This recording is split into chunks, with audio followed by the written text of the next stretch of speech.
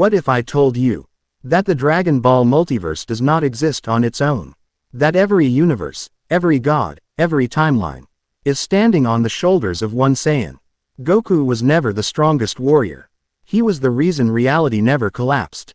Welcome back. This is the story of the final anchor of reality. Chapter 1. The Last Drip of Amber. The multiverse wasn't screaming anymore. It was wheezing. Beneath a sky the color of a bruised lung, the remnants of age 850 drifted like ash in a windless void. There were no stars. Not the real ones, anyway.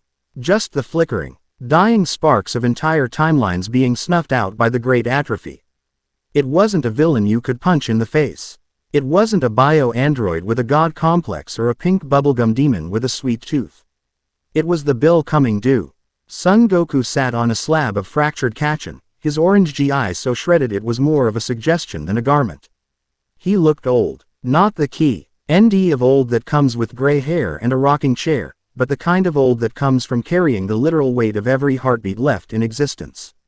His muscles were corded like rusted steel cables, stained with the iridescent blood of entities that shouldn't have existed.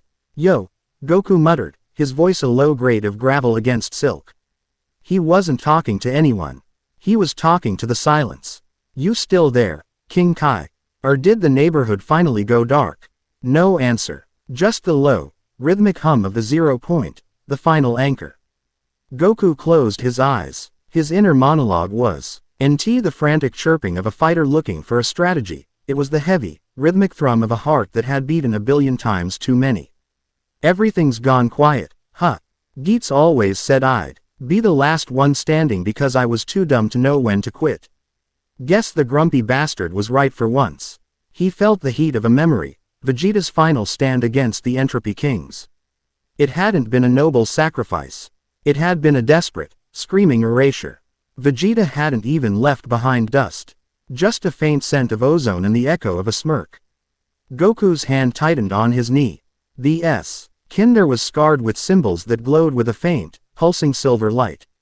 Ultra Instinct wasn't a form anymore. It was a prison. His body had become a conductor for the fundamental laws of reality because there was nowhere else for them to go. He was the hard drive for a crashing universe. Suddenly, the air, if you could call this thin, metallic vapor air, rippled. A figure stepped out of the shimmer. It wasn't a god. It was a glitch. A tall, spindly thing draped in robes made of weeping data, its face a shifting kaleidoscope of every person Goku had ever failed to save. The anchor, the entity hissed. Its voice sounded like 1,000 glass bottles breaking in slow motion. The Saiyan who outran his own grave. You're holding onto a dead dream, son Goku. Let the collapse finish. You're making the end untidy. Goku didn't stand up. He didn't even open his eyes. Untidy. Man, you should have seen my room when I was a kid. Chi-Chi used to lose her mind. This is just a little bit of clutter. You speak in riddles of a dead culture, the entity spat, stepping closer. The ground beneath its feet didn't just crack, it ceased to be. I am the manifest of the void. I am the natural conclusion of all things. You are an anomaly, a mistake that refused to be erased. Goku finally looked up. His eyes weren't black, nor were they silver. They were clear, translucent. You could see the birth of galaxies in his pupils if you looked close enough. I've heard the "you're a mistake" speech before. Usually from guys with capes or weird skin. It never sticks. This isn't a fight, Saiyan, the void manifest said. Its form expanding until it blotted out the bruised sky. This is a deletion. The entity raised a hand, a jagged claw of nothingness, and swung. The strike didn't just carry force. It carried the conceptual weight of non-existence. It was a blow designed to kill the very idea of Son Goku. Goku didn't move until the claw was an inch from his nose. Then, the world stalled. Thump. The sound of Goku's heart echoed like a tectonic plate snapping. He caught the claw with 2 fingers. The impact sent a shockwave through the ruins that leveled mountains miles away, but the slab Goku sat on didn't even vibrate. You're fast, Goku said, his tone chillingly casual. But you're hollow. No weight behind it. No soul. I am the absence of soul. The entity roared, its ice shaking the foundations of the 0 point. Yeah, I get it. You're the big bad nothing. Goku said, slowly standing up. As he rose, the silver light on his skin began to bleed into the air, creating a halo of shimmering pressure that forced the void back. But here's the thing about nothing. It's real easy to fill up with something. Goku's aura didn't explode. It didn't flare like the old days. It leaked. It was a heavy, golden-silver mist that tasted like summer rain and toasted sensu beans. It was the smell of a home that didn't exist anymore. He moved. It wasn't a punch. It was a transition from one point in space to another. Goku's fist buried itself in the center of the entity's shifting chest. There was no sound of impact, only the sound of a vacuum being filled. The void manifest froze. Its kaleidoscope face shattered into a single image. Goku's face, mirrored back at him, but younger. Happier. What are you? The entity whispered, its form beginning to crack. Goku leaned in, his breath hot against the cold void. I'm the guy who's keeping the lights on. And I don't like trespassers. He twisted his wrist. A surge of pure, unfiltered existence erupted from his knuckles. It wasn't Ki. It was Is. The entity didn't blow up. It unraveled. It turned into a flurry of white feathers, then into a stream of digital code, then into a swarm of monarch butterflies, before finally fading into a soft, lingering warmth. Goku stood in the center of the clearing, his arms still extended. He was shaking, not from fear, but from the sheer effort of holding his own molecules together. Every time he used that power, the anchor power, it tried to distribute him across the vacuum. It wanted him to be everywhere, which was just another way of being nowhere. Damn, he coughed, a single drop of silver blood hitting the ground. Where it landed, a small, stubborn blade of green grass sprouted from the Kachin. That one took a lot out of me. He looked down at his hands. They were fading, transparent. He could see the dying heart of the multiverse through his palms. I can't hold it much longer, Goku thought, a rare shadow of doubt crossing his face. The walls are thinning. If I don't find a way to stitch the timelines back together, I'm just gonna be the king of a graveyard. He felt a tug, a familiar, sharp sensation at the base of his spine. It was a signal, a distress flare from the deep weave of reality, the place where the what-ifs went to die. Someone's still kicking, Goku whispered, a small, defiant smirk tugging at the corner of his mouth. And they're calling for help. He looked up at the empty sky, his eyes sharpening. The laziness was gone. The happy-go-lucky Goku was buried under layers of cosmic responsibility, but the warrior, the one who lived for the impossible, was screaming to get out. Hang on, he said to the ghost of the multiverse. I'm coming, and I'm bringing the whole damn circus with me. Goku pressed 2 fingers to his forehead. He didn't lock onto a key signature. He locked onto a heartbeat. A single, frantic rhythm pulsing from a timeline that shouldn't exist, a world where the fall never happened. The air around him began to scream. The silver light intensified until it was blinding, a pillar of pure defiance standing against the encroaching dark. The slab of Kachin disintegrated into atoms. The blade of grass he'd created turned to gold. Instant transmission. Ultimate. Goku roared, his voice breaking through the sound barrier of reality itself. With a crack that signaled the birth of a new era, the last anchor vanished.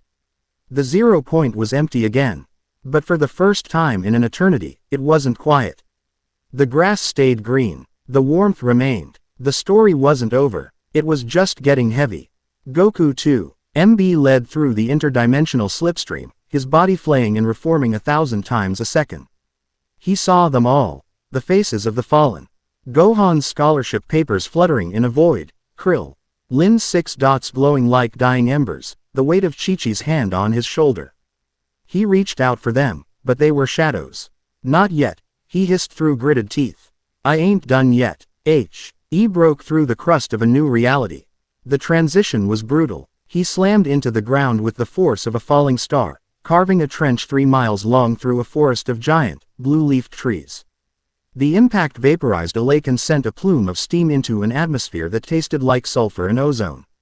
Goku lay in the center of the crater, his breath coming in ragged gasps. The silver light was receding, leaving him raw and exposed. He tried to move his left arm, but it felt like it was made of lead and broken glass. Where am I? He pushed himself up, his vision swimming. This wasn't the void. There was light here. A sun? No. 3 suns, hung in a sky that was a violent shade of violet. And then he heard it. The sound of metal clashing. The roar of a beast that sounded like a freight train derailment. Goku forced his eyes to focus. At the edge of the crater, standing atop a ridge of obsidian rock, was a figure. It was small, clad in tattered rags, holding a broken sword that hummed with a desperate blue energy. Facing the figure was a monstrosity, a fusion of flesh and machinery, a remnant of a war that had clearly been lost a long time ago. The small figure looked back at the crater, seeing the broken man in the orange rags.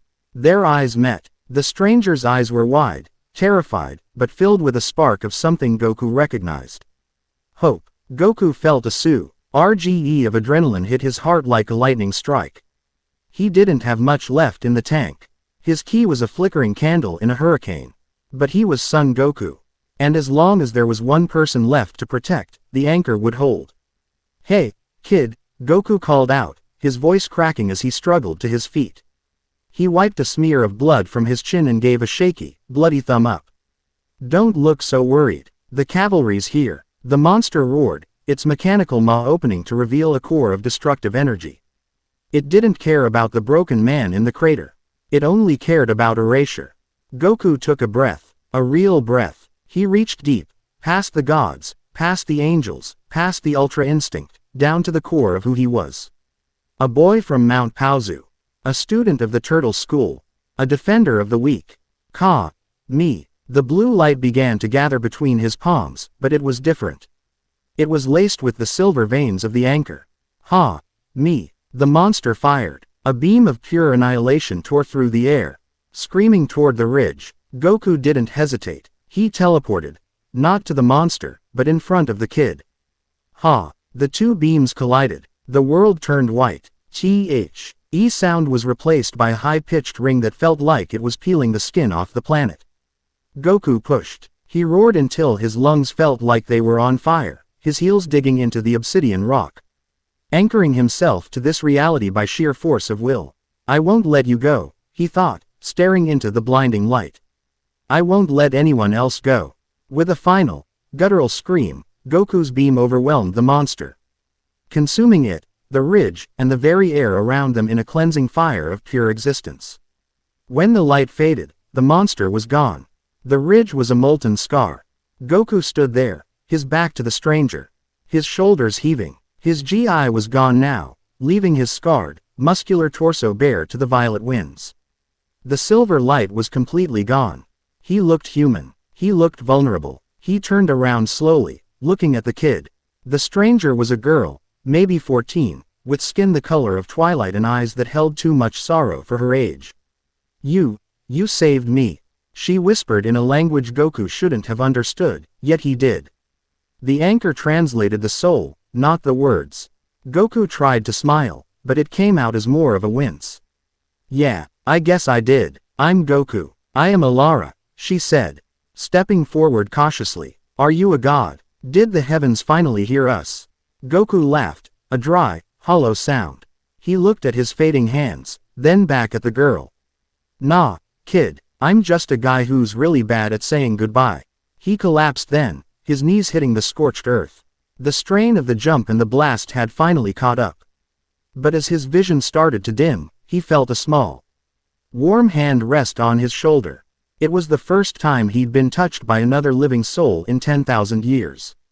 "Okay," Goku thought as the darkness took him. Step 1. Find a snack. Step 2. Save the rest of everything.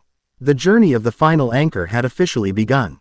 And reality wasn't ready for what was coming next. End of Chapter 1. Chapter 2. The Whisper of the Cobalt Wastes. Darkness wasn't an absence of light for Goku anymore. It was a physical weight, a thick sludge of memories and discarded timelines trying to drown him. He dreamt of a dinner table. It was loud, deafeningly loud. Gohan was laughing at something Goten had said, and Vegeta was leaning against a wall, crossing his arms and pretending he wasn't enjoying the smell of the roast. Chi-Chi was shouting about someone getting mud on the floor. It was perfect. It was a lie. Goku's eyes snapped open. The violet sky was still there, but the 3 suns had dipped below the horizon, replaced by a jagged Neon blue moon that cast long, sickly shadows across the obsidian plains. He was lying on a bed of dry moss inside a shallow cave. The air smelled of ozone and something sweet, like burnt sugar. "You're awake," a voice whispered. Goku sat up, his joints popping like dry kindling. He winced, clutching his ribs. Even with his god-tier physiology, the anchor power was corrosive. It didn't just use his energy. It used his conceptual stability. If he pushed too hard, he wouldn't just die, he'd simply never have been. Alara was sitting by a small, flickering fire. The flames weren't orange, they were a pale, ghostly white, fueled by chunks of translucent crystal. She was sharpening her broken sword with a whetstone, her movements rhythmic and practiced. "How long was I out?" Goku asked, his voice sounding like it had been dragged through a mile of gravel. "2 cycles, Alara said without looking up. "Your body," it was humming. "The ground around you turned to glass.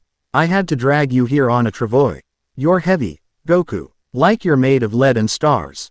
Goku managed a weak grin. "Yeah, I get that a lot. Usually after a big meal." He looked around the cave. It was sparse. A few dried rations, some rusted canisters, and a map drawn on a piece of cured hide. "Where are we, Alara? And what was that thing back there?" "The metal flesh monster." Alara's hand paused on the whetstone. A flicker of raw terror crossed her face before she masked it with a stony resolve. "That was a scavenger, a drone of the Technergy. They're the ones who finished the job after the Great Erasure began. They hunt down the anchors." Goku narrowed his eyes. "Anchors? There are others." "No," she said, finally looking at him. Her eyes were luminous in the white firelight. "There were artifacts, relics of the old gods. We thought they could stabilize our world. But the Technergy destroyed them all. They want the collapse to happen. They worship the zero. They say that once everything is deleted, a perfect, logical world will take its place." Goku stood up, his height dwarfing the small cave. He felt a dull throb in his chest, the anchor inside him reacting to the mention of the Technergy. He walked to the mouth of the cave and looked out over the cobalt wastes. In the distance, he could see massive, floating spires of chrome and black glass, pulsating with a rhythmic, cold light. "They're wrong," Goku said softly. "The zero doesn't bring perfection. It just brings nothing. I've seen it. I've stood in the middle of it." "Who are you?" Alara asked, her voice trembling. "You fought like a legend. I saw the silver light. My grandmother used to tell stories of the golden warriors who could shatter moons with a shout, but those are just fairy tales. The gods died ages ago." Goku turned back to her. He looked at his scarred hands, then back at the girl who was surviving on nothing but grit and a broken blade. "I'm no god, Alara. I'm just a guy who's been around too long. And those stories, they weren't fairy tales. They were memories." He felt it then, a sharp, localized spike in the fabric of space. It wasn't ki. It was a digital signature, a cold, calculating scan passing over the mountains. "They found us," Goku said, his tone shifting from casual to combat ready in a heartbeat. The air in the cave began to vibrate. "The scavengers." Alara stood up, gripping her sword. "Worse," Goku muttered. "Something bigger. Get behind me, kid. And whatever happens, don't stop breathing. If you stop breathing, your soul loses its grip on this place, and the Why'll pluck you right out of the timeline." The mountainside didn't explode, it simply ceased to exist. A perfect, circular hole was deleted from the cave wall, revealing a hovering craft that looked like a giant, obsidian needle. From the needle, 3 figures descended. They weren't monsters. They looked like men, but their skin was a polished, matte gray, and their eyes were glowing red HUDs. He wore armor that seemed to absorb the light around it. "Anomaly detected," the lead figure said. His voice wasn't electronic, it was a synthesized choir of 1,000 dead voices. Son Goku. Origin. Timeline Prime Alpha. Status. The final anchor. Priority. Deletion. Goku stepped out of the cave, his bare chest glistening under the blue moon. He felt the familiar itch in his knuckles. The hunger for battle was there, but it was tempered by a grim necessity. This wasn't for fun. This wasn't for a trophy. This was for the right to exist. "You guys have a lot of names for me," Goku said, his stance widening. He didn't go Super Saiyan. He didn't need to. The anchor power was already circulating through his veins, turning his blood into liquid lightning. But I only have one for you, Scrap. The lead sentinel didn't waste time with banter. He raised a hand, and the very laws of physics in the clearing began to warp. Gravity inverted. Alara let out a scream as she began to float upward, but Goku reached out. His hand glowing with a heavy, silver pressure. Stay down. With a roar, Goku slammed his hand toward the ground. A shockwave of pure reality slammed into the area, neutralizing the gravity warp and pinning Alara safely to the cave floor. The sentinels moved. They were fast. Faster than light, moving through the fifth dimension to bypass the distance between them and Goku. Goku didn't need to see them with his eyes. He saw the ripples they made in the truth of the world. He pivoted, his elbow catching the first sentinel in the throat. The matte gray armor shattered like ceramic. He didn't stop. He spun, a roundhouse kick connecting with the second sentinel's head, sending the entity skipping across the obsidian plane like a stone over water. The leader, however, was different. He caught Goku's fist. The impact created a vacuum that sucked the air out of the clearing. For a moment, the two stood locked in a stalemate, the embodiment of infinite existence versus the architect of absolute zero. You are a relic, Saiyan, the sentinel hissed. You are the last knot in a thread that must be cut. Why do you struggle? Your friends are gone. Your universe is a memory. Even the Dragon Balls have turned to dust. Goku's eyes flared with a sudden, violent silver light. The pressure coming off him doubled, then tripled. The ground beneath the sentinel's feet began to liquefy. Because, Goku growled, his face inches from the machine's HUD. I promised them I wouldn't stop. And I never break a promise. Goku's free hand shot forward, grabbing the sentinel's face. He didn't use a ki blast. He simply channeled the weight of his own existence into the machine. Dragon, crush. A roar, not of a man, but of a celestial beast, echoed through the wastes. The sentinel didn't explode. It was crushed into a tiny, dense sphere of matter the size of a marble. Goku let the sphere drop. It hit the ground with the weight of a mountain, sinking deep into the planet's crust. Goku turned to the other two, who were recovering. His aura was no longer a mist. It was a roaring, jagged flame of silver and gold. The air smelled of ozone and ancient power. Who's next? He asked. The sentinels paused. Their red eyes flickered. They were machines, but even machines could calculate a 0% chance of success. They didn't retreat, though. They couldn't. Initiating Singularity Protocol, the second sentinel said. The two machines collided with each other, their bodies melting and fusing into a towering, four-armed titan of data and steel. It reached into the air and pulled out a blade made of pure, jagged violet energy, a reality slicer. Goku felt the air get cold. That sword can cut the anchor, he realized. If that thing nicks me, the leak gets worse. Alara, run! Goku shouted. No, she screamed back, standing her ground with her broken sword. I'm tired of running. If the world ends here, let me fight for it.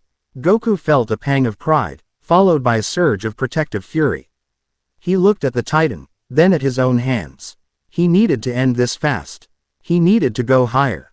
He closed his eyes. He reached past the physical, past the spiritual, into the very core of the anchor. He didn't ask for power. He commanded it. Kaioken. Within the anchor. His skin turned a deep, bruised crimson, overlaid with shimmering silver veins. The heat coming him was so intense the obsidian rocks began to glow white. His muscles expanded, his veins bulging like mountain ranges under his skin. The Titan swung the reality slicer. The blade moved slow, but it cut through the concept of distance. It was already at Goku's neck before the swing even started. Goku didn't dodge. He moved through the cut. In the span of a microsecond, Goku delivered 10,000 strikes to the Titan's chassis. Each punch wasn't just force. It was a memory, a moment of life, a fragment of the world he was carrying. He punched the Titan with the memory of Gohan's birth. He kicked it with the weight of the gravity room on Capsule Corp. He struck it with the final smile of Master Roshi. The Titan couldn't process it. The sheer volume of reality being forced into its hollow frame caused its systems to scream. Goku appeared behind the Titan, his back turned, his crimson silver aura flickering. You wanted the end. Goku asked quietly. The Titan began to glow from within. Cracks of gold light appeared on its matte gray skin. Here it is. Goku snapped his fingers. The Titan erupted. It wasn't a fire explosion. It was a burst of pure, vivid color. For a fleeting second, the cobalt wastes were filled with the image of a blue sky, white clouds, and a lush green forest. Then, it vanished, leaving nothing but a pile of cooling slag and the smell of ozone. Goku fell to one knee. The Kaioken anchor stayed vanishing instantly. He coughed, spitting out a glob of silver-flecked blood. His body was smoking, the air around him shimmering with heat distortion. Alara ran to him, her eyes wide with awe. Goku, you destroyed them. You destroyed a Class 9 Sentinel. Goku looked up at her, his vision blurring. Class 9, huh. Hope they don't have a Class 10. He looked toward the horizon, where the floating spires were now pulsating with a frantic, angry red light. The Technergy was awake now, and they knew exactly who was standing in their way. They're coming, Alara, Goku said, his voice dropping to a serious, lethal tone. All of them. This planet, it's not just a wasteland. It's a graveyard, and they're the ones who dug the holes. He looked at her broken sword. He reached out, his fingers brushing the shattered metal. A spark of silver jumped from his skin to the blade. The metal groaned and shifted, the cracks sealing themselves, the dull blue glow sharpening into a brilliant, piercing sapphire. Keep that, Goku said. You're gonna need it. We're not just surviving anymore. What are we doing? Alara asked, gripping the restored sword. Goku stood up, his eyes locked on the Technergy's spires. The final anchor was no longer just holding the line. He was ready to push back. We're going to find out who's running the show, Goku said. And then I'm going to have a very long, very loud conversation with them. As they stepped out of the cave and into the violet night, the ground beneath them trembled. Not from an earthquake, but from the approach of an army. Thousands of red eyes began to glow in the darkness of the wastes. Goku didn't flinch. He just cracked his neck, the sound echoing like a gunshot in the silence. I hope they brought enough, he muttered. I'm starting to get my second wind. End of Chapter 2. Chapter 3. The Singularity Protocol. The atmosphere of the cobalt wastes didn't just turn cold, it turned sterile. The natural hum of the wind was replaced by a digital screech that vibrated in the marrow of the bone. As Goku and Alara stood on the precipice of the obsidian ridge, the horizon didn't just fill with enemies, it was being overridden. Thousands of sentinels, their mad gray bodies interlocking like a swarm of geometric locusts, began to rearrange the landscape, turning the jagged rocks into flat, lifeless plains of data mesh. They're terraforming, Alara whispered, her knuckles white as she gripped the sapphire-glowing sword. They're erasing the history of my people to build a processor for the void. Goku stood at the edge, his bare chest heaving. The silver veins on his arms were pulsing in rhythm with the approaching army. He wasn't looking at the foot soldiers. He was looking at the sky. Above the spires, the clouds were swirling into a perfect, mathematical spiral. A hole was opening in the fabric of the dimension, a mouth designed to swallow the anchor. Alara, get behind me. Deep. Don't look at the light when it hits, Goku commanded. His voice was no longer a gravelly rasp, it was a resonance that seemed to come from the core of the planet itself. I can fight, Goku. You fixed my blade. I know you can, Goku said, his eyes never leaving the sky. But this isn't a fight anymore. This is a rejection. If they touch you while I'm channeling, your soul will be used as a bridge to get to me. I can't let them have you. From the center of the geometric swarm, a single unit detached itself. It was smaller than the rest, shaped like a sleek, faceless human made of liquid mercury. It didn't walk. It slid through reality, appearing and disappearing in stuttering frames. It was the herald of the Technergy, the arch-deleter. Son Goku, the herald's voice echoed, sounding like a chorus of dying stars. You are the last variable in an equation that has already been solved. Your persistence is no longer a feat of will, it is a calculation error. We are here to balance the ledger. Goku stepped forward, the obsidian cracking under his bare feet. I was never very good at math. My friends usually handled the thinking. I just handle the problems that don't want to go away. The herald raised a liquid arm. Then you shall be the first to experience the final silence. Without a gesture, the swarm moved. 10,000 sentinels fired simultaneously. It wasn't ki, and it wasn't fire. They fired beams of non-being, dark, violet streaks that stripped the color and matter from everything they touched. The air itself vanished, creating a vacuum that tried to implode Goku's lungs. Goku didn't dodge, he didn't block, he centered himself. Think of the mountain, he told himself. Think of the way the ocean meets the shore. It doesn't fight the wave, it just stays. He crossed his arms in front of his face. Anchor wall. A barrier of pure, shimmering silver erupted from his skin. When the beams hit, they didn't explode. They splashed against the silver like water against a hot iron, evaporating into harmless steam. The pressure was immense. Goku's feet sank inches into the obsidian, his muscles screaming as he held the conceptual weight of 10,000 erasures. Is that it? Goku roared, his voice booming through the vacuum. I've had harder sparring sessions with a god of destruction. The herald's liquid form rippled with what might have been frustration. Increase output. Reroute the power of the core spire. Eradicate the anomaly. The sky turned a blinding, jagged red. The great spire in the distance began to glow with a sickly, incandescent light. A beam of energy as wide as a city block erupted from the spire's tip, curving through the air like a predatory snake, aiming directly for Goku's chest. Goku felt his heart skip a beat. This was the big one. The power of an entire planet's stolen life force condensed into a single strike. If I take this head on, I'll hold. But the shockwave will vaporize Alara and everything for 50 miles. He had to move, but he couldn't just move. He had to redirect. Goku's aura shifted. The silver didn't just glow, it began to spin. He dropped into a deep stance, his hands cupped at his side. This wasn't a Kamehameha. This was something older, something he'd pulled from the very DNA of the Saiyan race, magnified by the anchor. Spirit. Redirection. Omega. As the red beam of erasure slammed into him, Goku didn't try to stop it. He caught it. His hands dipped into the energy, his skin blistering instantly, the silver blood boiling. He twisted his torso, using the momentum of the universe's collapse to swing the beam around his body. The scream that left Goku's throat was primal. It was the sound of a sun being torn in half. He swung the massive red beam in a wide, devastating arc, using Technerchi's own weapon to mow down their army. The Sentinels didn't stand a chance. The beam of non-being, now infused with Goku's anchor energy, tore through the geometric swarm like a scythe through wheat. Thousands of machines were turned into harmless data dust in seconds. The landscape, once being overridden by the Technerchi, was blasted back into its raw, chaotic state. Goku finished He rotation and hurled the remaining energy back at the core spire. The impact was a silent, white flash that leveled the horizon. The spire groaned, tilting on its axis as the black glass shattered into a billion glittering shards. Silence returned to the cobalt wastes. But it was a heavy, expectant silence.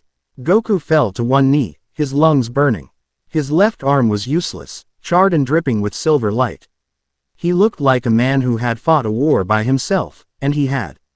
Goku. Alara ran to him, ignoring his previous command. She knelt beside him, her hands hovering over his wounds. You're falling apart. Your skin, I can see the stars through it. Goku looked down. She was right. His physical form was becoming translucent again. The anchor was demanding more than he could give. The isness of his body was being traded to maintain the isness of the world. Don't worry about it, Goku wheezed, forcing a smile that didn't reach his eyes. Just a little transparency. It's the new fashion. You can't keep doing this. She cried. Every time you fight, you lose a piece of yourself. Better me than the world, Alara, Goku said. He looked toward the wreckage of the spire. The liquid herald was still there, floating amidst the ruins, its form jagged and unstable. The calculation is flawed, the herald whispered, its voice cracking. How can a single biological entity contain more mass than a galaxy? It is illogical. It's not mass, Goku said, pulling himself up with his one good arm. He stood tall, a broken titan against the violet sky. It's hope. You can't calculate it because it doesn't have a limit. It just grows when things get dark. The herald began to glow with a violent, oscillating light. If the anchor cannot be deleted, then the anchor must be corrupted. Initiating virus. Black heart. The liquid entity suddenly shot forward, moving at a speed that transcended the concept of time. Goku, weakened and depleted, couldn't react in time.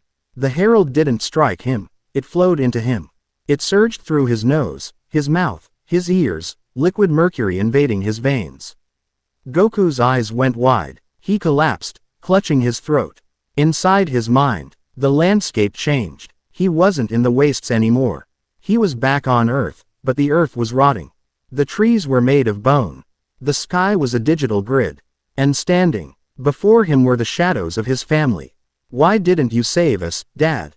A shadow that looked like Gohan asked. Its eyes were red HUDs. "You were too busy fighting, Kakarot," the shadow of Vegeta sneered, its voice a synthesized choir. "You let us burn so you could feel the rush of the battle.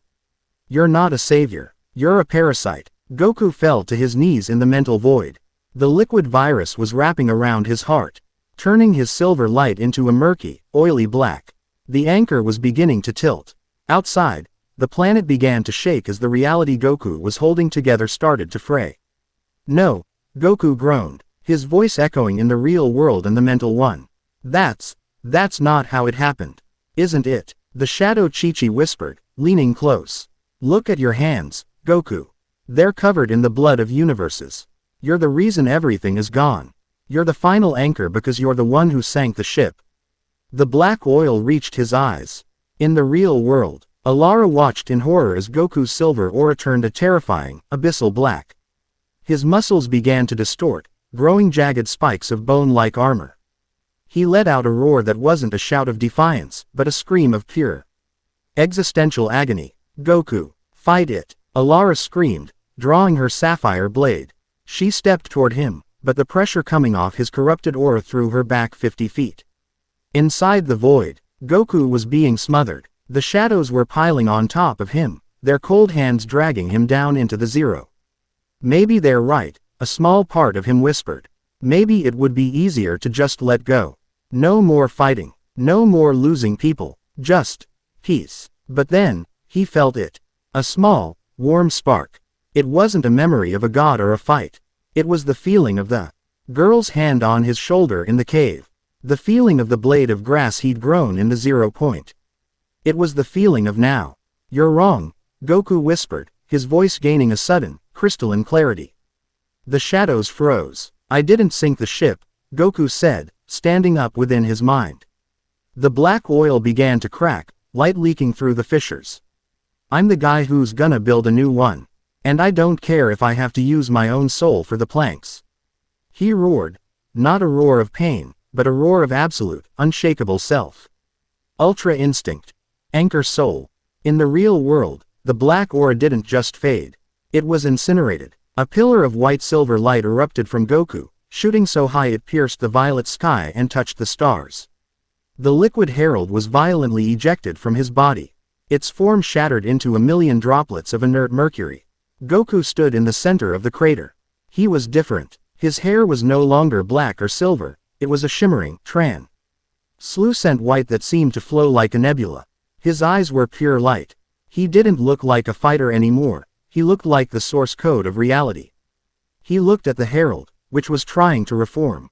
"Your virus was a mistake," Goku said, his voice echoing with the power of a billion suns. "You gave me a look at my own heart. And all I found there was the will to keep going." Goku raised a single finger. A tiny spark of white light appeared at the tip.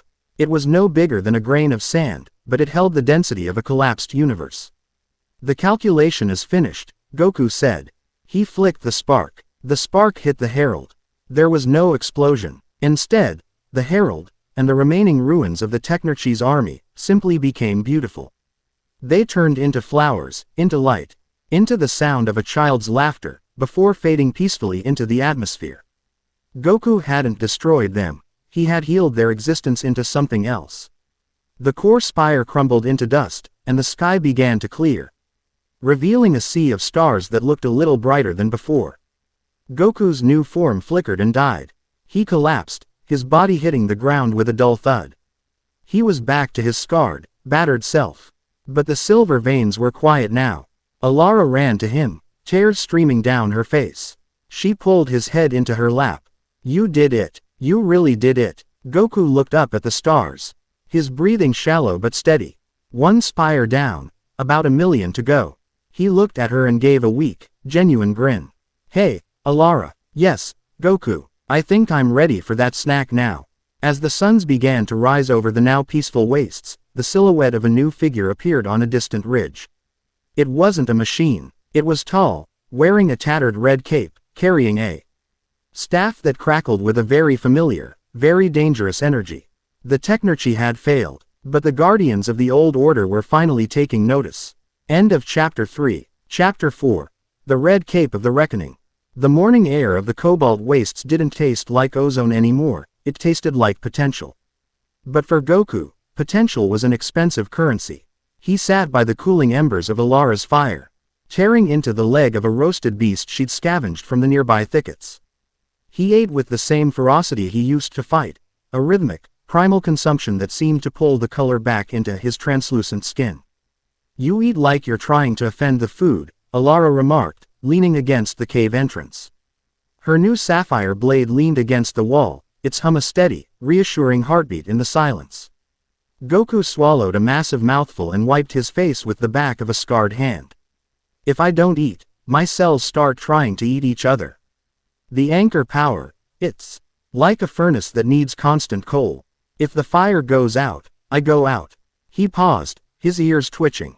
The playful light in his eyes vanished, replaced by a cold, predatory focus. He didn't stand up. He simply let the bone in his hand drop.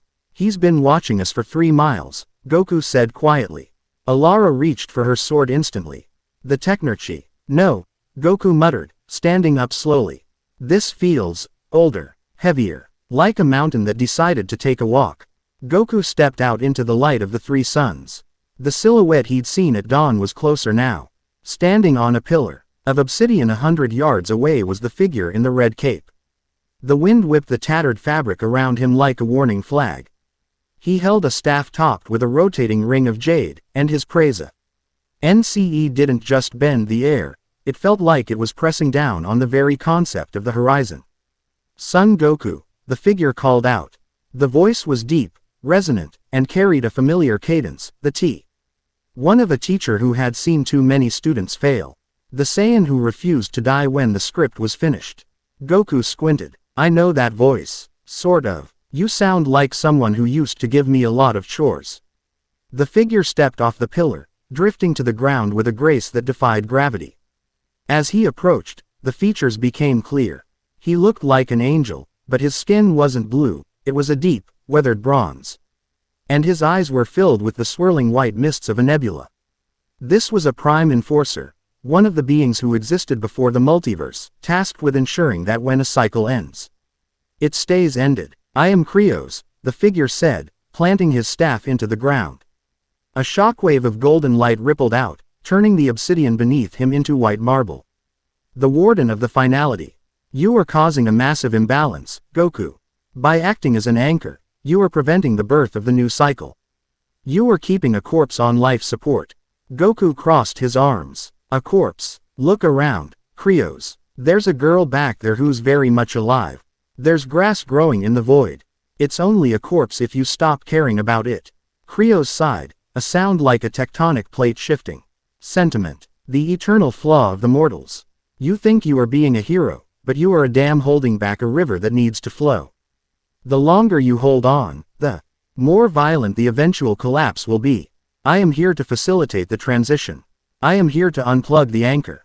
Goku's expression went flat. The air around him began to shimmer with that dangerous, heavy silver light. I've had a long day, Warden. I've fought machines that wanted to delete me and ghosts that wanted to drown me. If you want to unplug me, you're gonna have to get your hands dirty. Krios didn't get angry. He simply raised his staff. So be it. I shall grant you the mercy of a quick erasure. The Warden didn't fly. He simply was. One moment he was 30 feet away, the next. The jade ring of his staff was inches from Goku's sternum. Goku's instincts, honed by 1,000,000,000,000 battles across 1,000 timelines, screamed. He didn't block. He vanished. He reappeared behind Krios, his fist already cocked back. glowing with the concentrated heat of a white dwarf star. Dragon Strike. Goku's punch connected, but there was no sound of impact. Instead, his fist passed through Rios's body as if the warden were made of smoke. Goku stumbled forward, his momentum betrayed. You fight in 3 dimensions, Saiyan, Krios's voice echoed from everywhere at once. I exist in 11. You were punching at a shadow while the man stands elsewhere. Suddenly, Goku felt a searing pain in his back.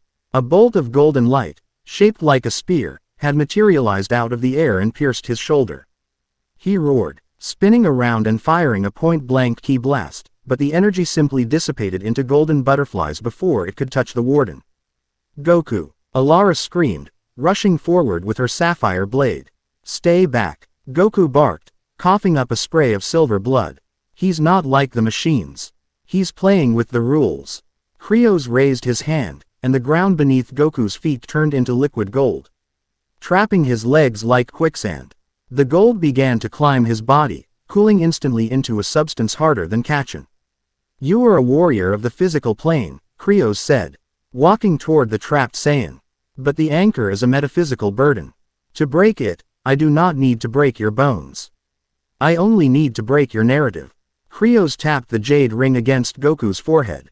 The world didn't explode, it tilted. Goku felt his mind being pulled in 6 directions. He saw himself as a baby in a pod, but the pod never left planet Vegeta. He saw himself as an old man in a quiet house, but the house was empty.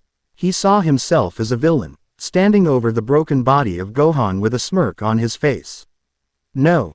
That ain't me, Goku thought, his NER monologue straining against the psychic assault.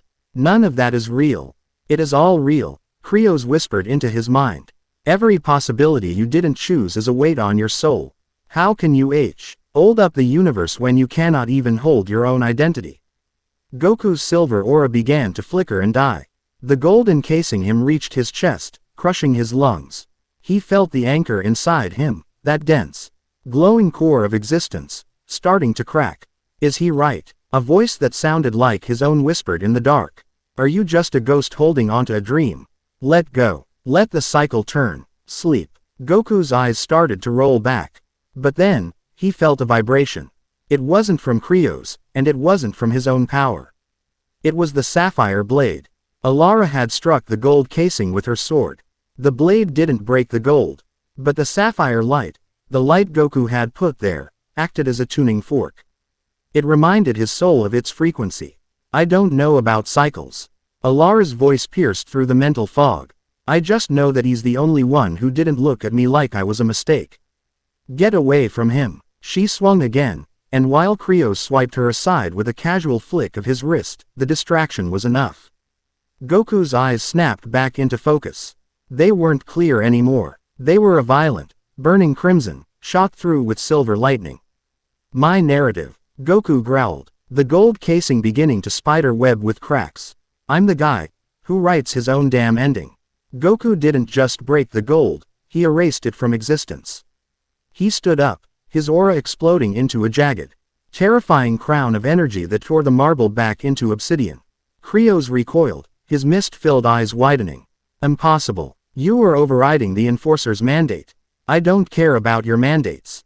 Goku roared. He moved. This time, he didn't use speed. He used weight. He stepped through the 11 dimensions Krios was hiding in by sheer force of presence. He grabbed the warden's staff and snapped it over his knee. The jade ring shattered, releasing a scream of ancient energy. Goku's hand closed around Krios's throat. You want to unplug the anchor. Goku's voice was a low, terrifying rumble. Try it, but you're gonna find out that this anchor has teeth. Goku pulled his fist back.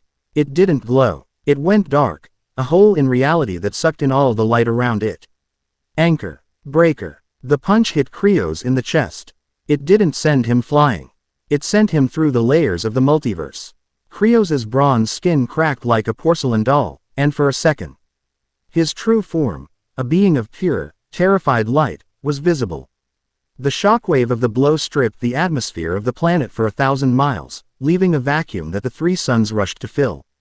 When the light faded, Krios was gone. He hadn't been killed. He'd been forcibly ejected from this reality, sent back to the higher planes with a soul-deep bruise. Goku stood in the center of a mile-wide crater. His chest heaving, his body smoking. The red cape of the warden lay on the ground, tattered and inert. He turned to look at Alara, who was picking herself up from the dirt. He tried to speak, but his throat was raw. He just nodded, a silent acknowledgement that they were still here. Still real. But as Goku looked up at the sky, he saw it. The violet sky was changing. A giant, golden eye was opening in the heavens. Its pupil a clock that was ticking backward. Krios was just the messenger. The law was coming. We gotta move, Alara, Goku said, his voice a whisper.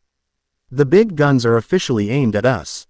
He picked up the red cape and wrapped it around his shoulders. It felt heavy. It felt like a warning. Where are we going? She asked. Goku looked toward the horizon. Where a new spire, one made of bone and starlight, was rising. To the source, Goku said. If they want to end the story, I'm gonna go find the guy holding the pen. End of Chapter 4. Chapter 5. The Marrow of the Multiverse. The air didn't just change as they approached the spire of bone, it curdled. Goku and Alara hiked through a valley of petrified giants, colossal skeletons of creatures that looked like Shenron but with wings made of rusted iron. This was the graveyard of the first drafts, a place where reality had discarded its failures before the Big Bang even had a name. Goku walked with a heavy, rhythmic gait, the warden's red cape billowing behind him like a river of blood. Every step he took left a glowing silver footprint that pulsed for a second before being eaten by the gray dust. Goku, Alara said, her voice small against the oppressive silence. The sky is bleeding. Goku looked up. She wasn't exaggerating. The golden eye in the heavens was weeping streaks of iridescent oil that fell like slow-motion rain. Wherever the oil touched, the ground dissolved into static. It's the law, Goku muttered, his eyes narrowing. They're not just trying to delete us anymore. They're trying to corrupt the files. If that oil hits you, you won't just die, you'll become a part of the background noise. He stopped and looked at the spire. It wasn't built, it had grown.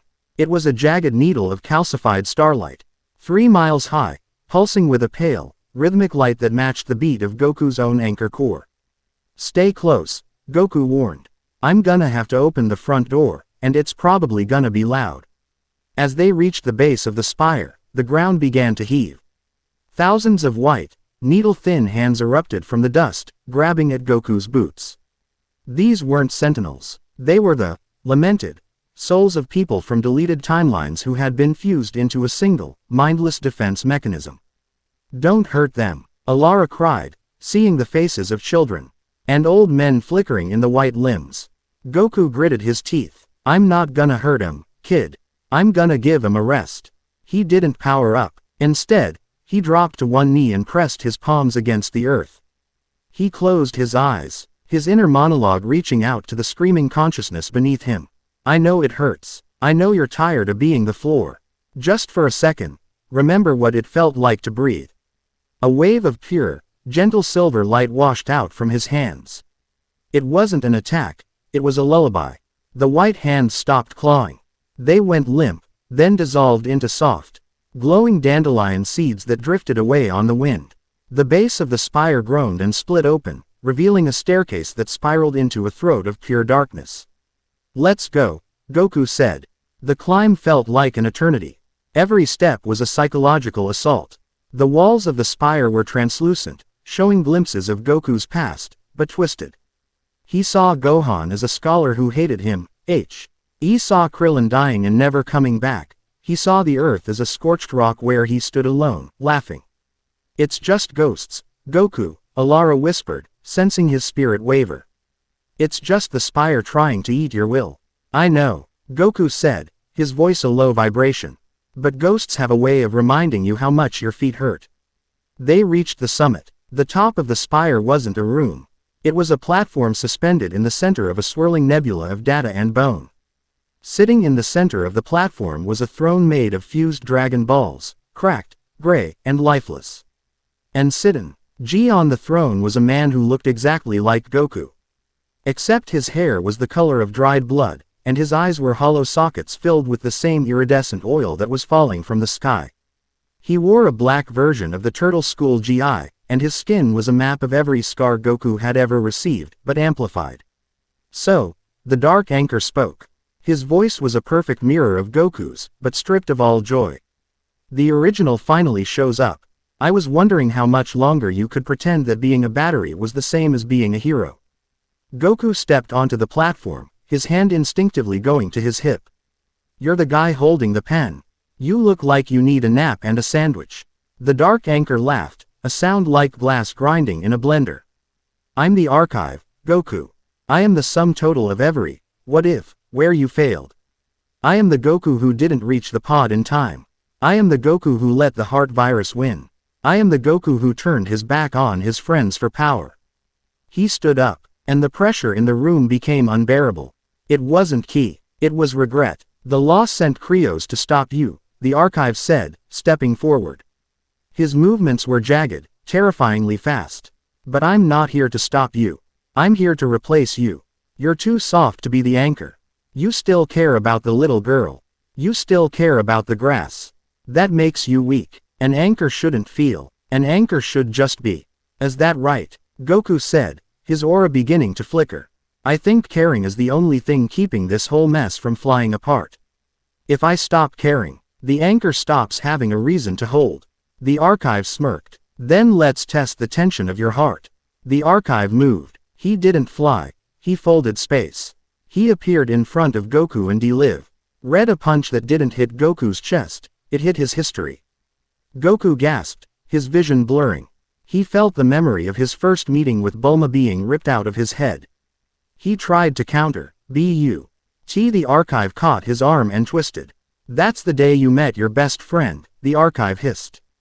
Gone. Let's see what happens to your stability when you don't remember why you're fighting for this world. Goku roared, a burst of silver energy pushing the archive back. But his eyes were frantic. I remember her. She was blue hair. She had a bike. It's fading, isn't it? The archive laughed, his aura of red-black oil expanding. I'm going to strip you down until you're just a blank slate. And then I'll take the anchor core and do what you're too afraid to do. Shut the lights off for good. Alara stepped forward, her sapphire blade glowing. Leave him alone. The archive didn't even look at her. He just flicked a finger, and a bolt of black oil shot toward her. Goku's eyes went wide. He didn't think. He just moved. He took the hit in the back, the oil searing through his skin and into his spine. Goku! Alara screamed. Goku fell to his knees, his body smoking. The oil was spreading, turning his silver veins black. The archive walked over, looking down at him with cold, hollow eyes. Sacrifice, the archive spat. The ultimate cliché. And now you've lost the memory of your sons. Gohan, Goten, they're just sounds now, aren't they? Goku's head was down. He was shaking. The archive raised a foot, ready to crush Goku's skull. It's over, son Goku. You're just a body now. No soul, no story. The archive brought his foot down. Crack. The platform shattered, but not from the archive's kick. Goku had caught the foot. His head came up. His eyes weren't hollow, and they weren't silver. They were a deep, terrifying gold. The eyes of a great ape, but with the clarity of a god. You're right, Goku whispered, his voice vibrating with a frequency that made the bone spire crack. I can't remember their names. I can't remember their faces. The archive tried to pull his foot away, but Goku's grip was like a black hole. But I can still feel the love, Goku growled. You can steal the pictures. But you can't steal the heat they left behind. That heat. That's what the anchor is made of. Goku stood up, lifting the archive into the air by his leg. You're just a collection of failures, Goku said, his aura exploding into a supernova of gold and silver. I'm the guy who lived through them. Goku slammed the archive into the throne of Dragon Balls. The impact was so great that the top of the spire disintegrated. They were now fighting in the open air of the Data Nebula. Goku didn't use a Kamehameha. He didn't use a strike. He flew at the archive and grabbed him in a bear hug. What are you doing? The archive screamed, trying to claw at Goku's eyes. I'm taking it all back. Goku roared. The silver blood in Goku's veins began to glow with a blinding intensity. He wasn't fighting the archive. He was absorbing him. He was pulling all the failed timelines, all the regrets, all the what-ifs into himself. The weight was astronomical. Goku's skin began to crack, his muscles tearing as he forced a billion dead universes into his own chest. "You'll break," the archive shrieked, his form beginning to dissolve. "No one can hold this much grief." "I can," Goku yelled, his voice echoing across the entire dimension. "Because I'm not holding it alone. I'm holding it for them." With a final, reality-shattering surge of power, Goku pulled the archive completely into his core. The explosion was silent. A wave of pure, white gold energy washed over the planet, clearing the sky, healing the bone spire into a pillar of crystal, and turning the oil rain into clear, cool water. Goku drifted down to the crystal platform, his body glowing with a soft, ethereal light. He looked at his hands. The memories were rushing back.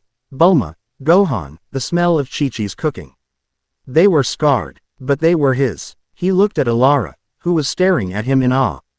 "You okay, kid?" he asked, his voice back to its usual, gentle tone. You took it all in," she whispered. "How are you still standing?" Goku looked deep into his own chest, where the anchor core was now pulsing with a complex, beautiful light, a mixture of every timeline that had ever been. "I'm not just an anchor anymore," Goku said, a small, knowing smile on his face. "I think I'm the foundation." He looked up at the golden eye in the sky. It wasn't weeping anymore, it was closing. The law had seen enough. But as the eye closed, a new sound began to echo through the multiverse. A bell, a deep, heavy tolling that signaled the arrival of something far worse than a warden or an archive. The Grand Architect was calling for a reset. Goku tightened the red cape around his shoulders. "Rest up, Alara. The real fight's just getting started." End of Chapter 5. Chapter 6. The Toll of the Celestial Bell. The sound didn't hit the ears. It hit the soul. It was a deep, resonant thrum that vibrated through the marrow of the bone and the fabric of the atoms. Each toll of the bell felt like a hammer. Strike against the very concept of now. On the crystal platform of the reformed spire, Goku stood perfectly still, his red cape snapping in a wind that shouldn't have existed in a vacuum.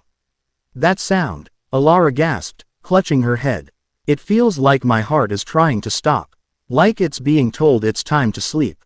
Goku placed a heavy hand on her shoulder.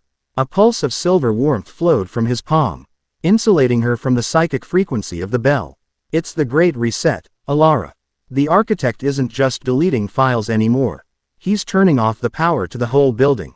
He looked up. The sky wasn't violet or gold anymore. It was turning into a flat, sterile white, the color of an empty page. The stars were being blotted out, not by clouds, but by the literal absence of space. "I can't stay here," Goku muttered, his eyes sharpening into lethal points of light. "If I stay on the ground, the anchor will just sink with the ship. I have to go to the source of the sound." "You're leaving." Alara's voice was small, trembling. Goku looked at her, and for a second, the legendary warrior vanished, replaced by the man who had said goodbye to his sons a dozen times before. "I'm not leaving you, kid. I'm going to make sure there's still a here for you to stay in.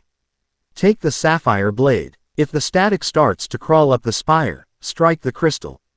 It'll hold the reality for as long as I'm breathing." Without another word, Goku crouched.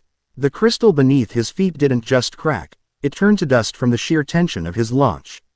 He didn't fly, he ignited. Goku tore through the atmosphere, a streak of silver and crimson defiance against the encroaching white. As he breached the upper thermosphere, the resistance changed. It wasn't air pressure anymore, it was Chronos. The further he climbed, the more the past tried to drag him back.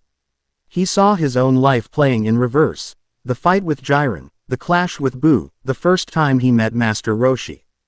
"Get out of my way," Goku roared. He punched through a vision of his grandfather's house, the impact shattering the temporal illusion and propelled him into the White Room, the dimension of the architect. It was an infinite expanse of nothingness, populated only by massive, floating gears the size of solar systems. In the center of the clockwork sat a being of pure geometry. It had no face, only a rotating series of polyhedrons that shifted and clicked with every second. In its right hand, it held a mallet made of condensed stars. In its left, a bell that hummed with the frequency of the end. Son Goku, the architect spoke. The voice wasn't a sound, it was a fact. The variable that refuses to be cancelled. You have reached the end of the line. The ink has run dry. The story is complete. Goku landed on a floating gear, his boots clanking against the celestial metal. He looked tiny, a speck of orange and red against the cosmic machinery. The story's only finished when the hero stops moving. And I'm still feeling pretty limber. Your heart is a patchwork of dead timelines, the architect said, the polyhedrons of its head spinning faster. You are holding together a Frankenstein's monster of existence. It is ugly. It is inefficient. It is illogical. Move aside, and let the reset bring the new silence. The architect raised the mallet. Not gonna happen, Goku said. He dropped into a stance, his hands forming the classic signature of the turtle school. The red cape fluttered, its edges beginning to glow with the stolen power of the warden. I've spent my whole life breaking limits. You're just the biggest limit I've found so far. The architect swung the mallet. The strike didn't aim for Goku. It hit the concept of space between them. Goku felt his body being stretched across infinity. One half of his soul was being pulled toward the beginning of time, the other toward the end. The pain was beyond physical. It was the feeling of his very essence being unspooled like thread. He's trying to unzip the anchor, Goku thought, his teeth grinding so hard they threatened to shatter. I can't fight him with strength. I have to fight him with presence. Goku stopped resisting the stretch. He let himself expand. He drew on the archive he had absorbed, the billions of souls, the trillions of moments of joy and pain. He didn't try to stay, Goku. He became the multiverse. I am still here. Goku's aura exploded, not in a sphere, but in a jagged web of silver lightning that snagged the gears of the architect. He pulled himself back together by sheer force of ego, his form solidifying into a state that vibrated with a terrifying, primal hum. He appeared in front of the architect, his fist glowing with a light that made the white room look dark. Dragon. Flash. The punch connected with the architect's geometric chest. The sound was like a tuning fork hitting a mountain. The architect didn't move, but a massive crack appeared across the polyhedrons of its face. You strike the law? The architect asked, its voice flickering. You are a character punching the author. It is a futile gesture. I ain't punching the author, Goku growled, his eyes burning with a savage, golden-silver fire. I'm punching the guy who's trying to close the book before I'm done reading. Goku unleashed a barrage. Each strike was a finale-level event. The shockwaves of his punches sent the massive gears spinning out of orbit, crashing into each other with the sound of dying galaxies. He was moving so fast that he existed in 12 places at once, a circle of silver. Haired warriors surrounding the geometric god. The architect raised the bell. Ring. The sound wave hit Goku like a wall of solid lead. His auras were stripped away instantly. His skin began to flake off as ash. His muscles withered. In the span of a second, the architect had aged Goku's physical body by 10 billion years. Goku fell to his knees on a crumbling gear, his hair turning white, his frame becoming skeletal. He coughed, and instead of blood, a fine silver dust escaped his lips. Time is my servant, Saiyan, the architect said, looming over him. I have seen your birth, and I have just dictated your death. You are an old man clinging to a rattle. Goku looked up, his eyes clouded with cataracts, his breath a rattling wheeze. He looked at his withered, shaking hands. Is this it? He wondered. Is this where the Saiyan who fought gods finally runs out of gas? He heard the bell start to toll again.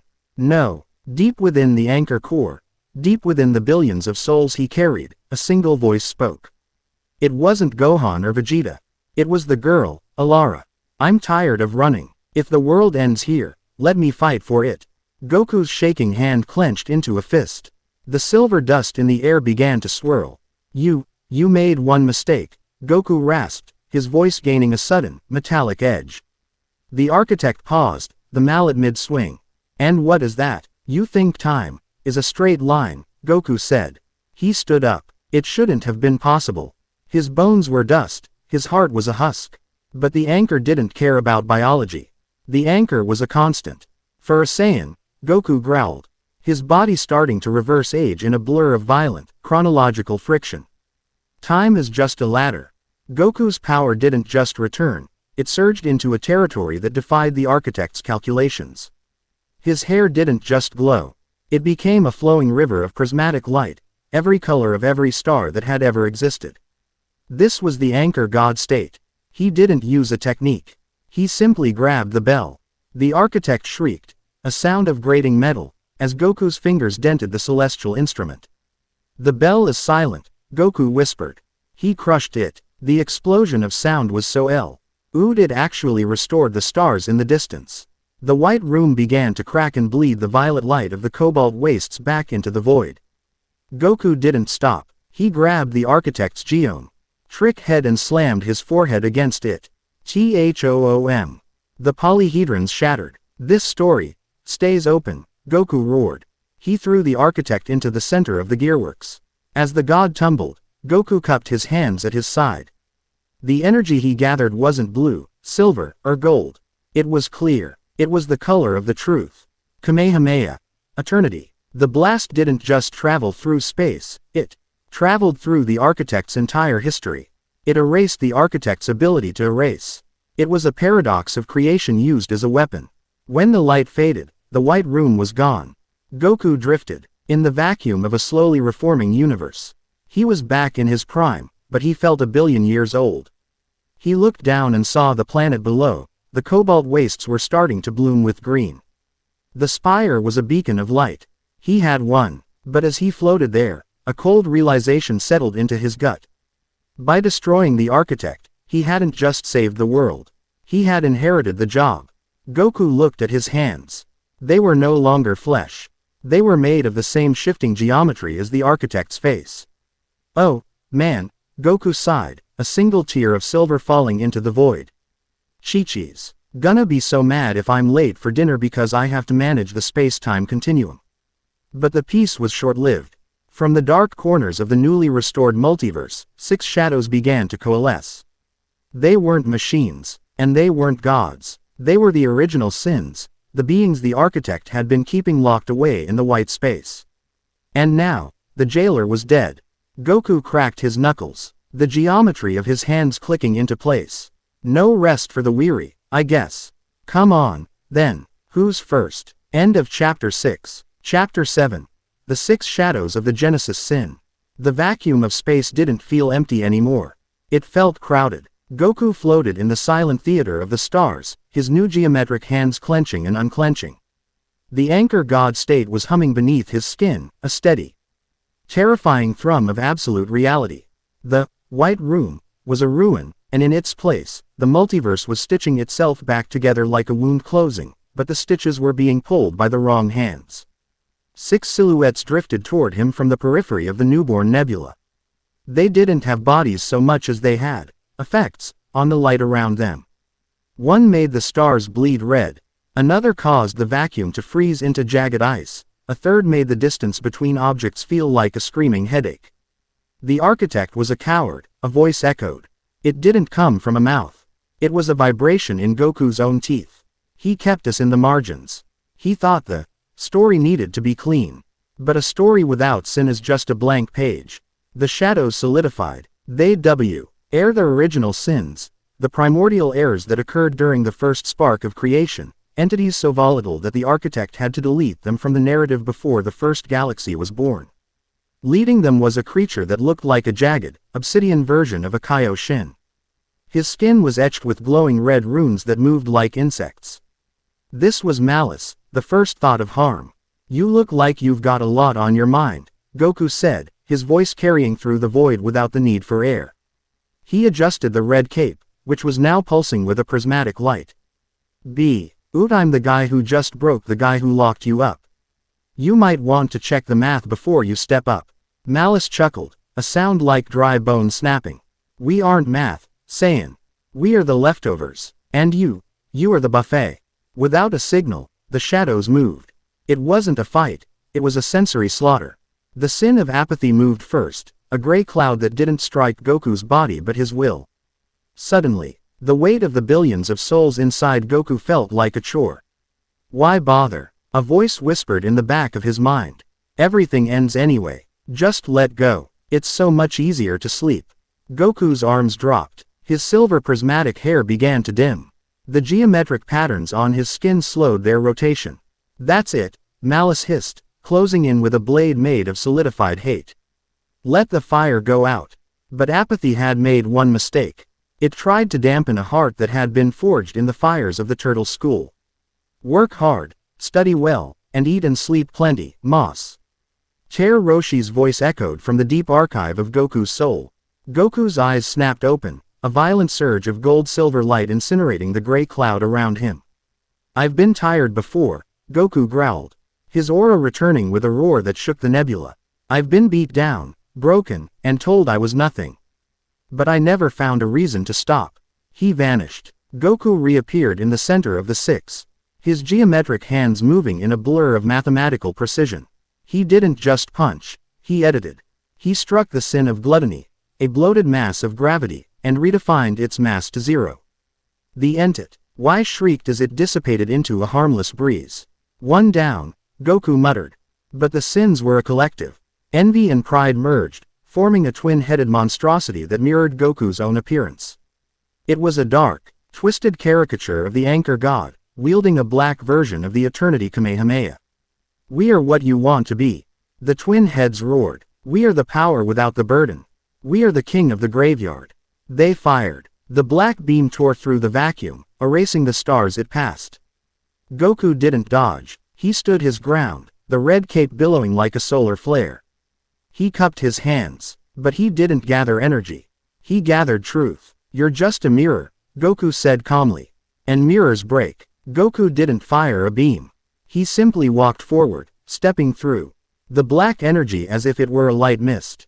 The anchor inside him was so dense, so fundamentally real, that the sins, unreal, energy couldn't even register a hit.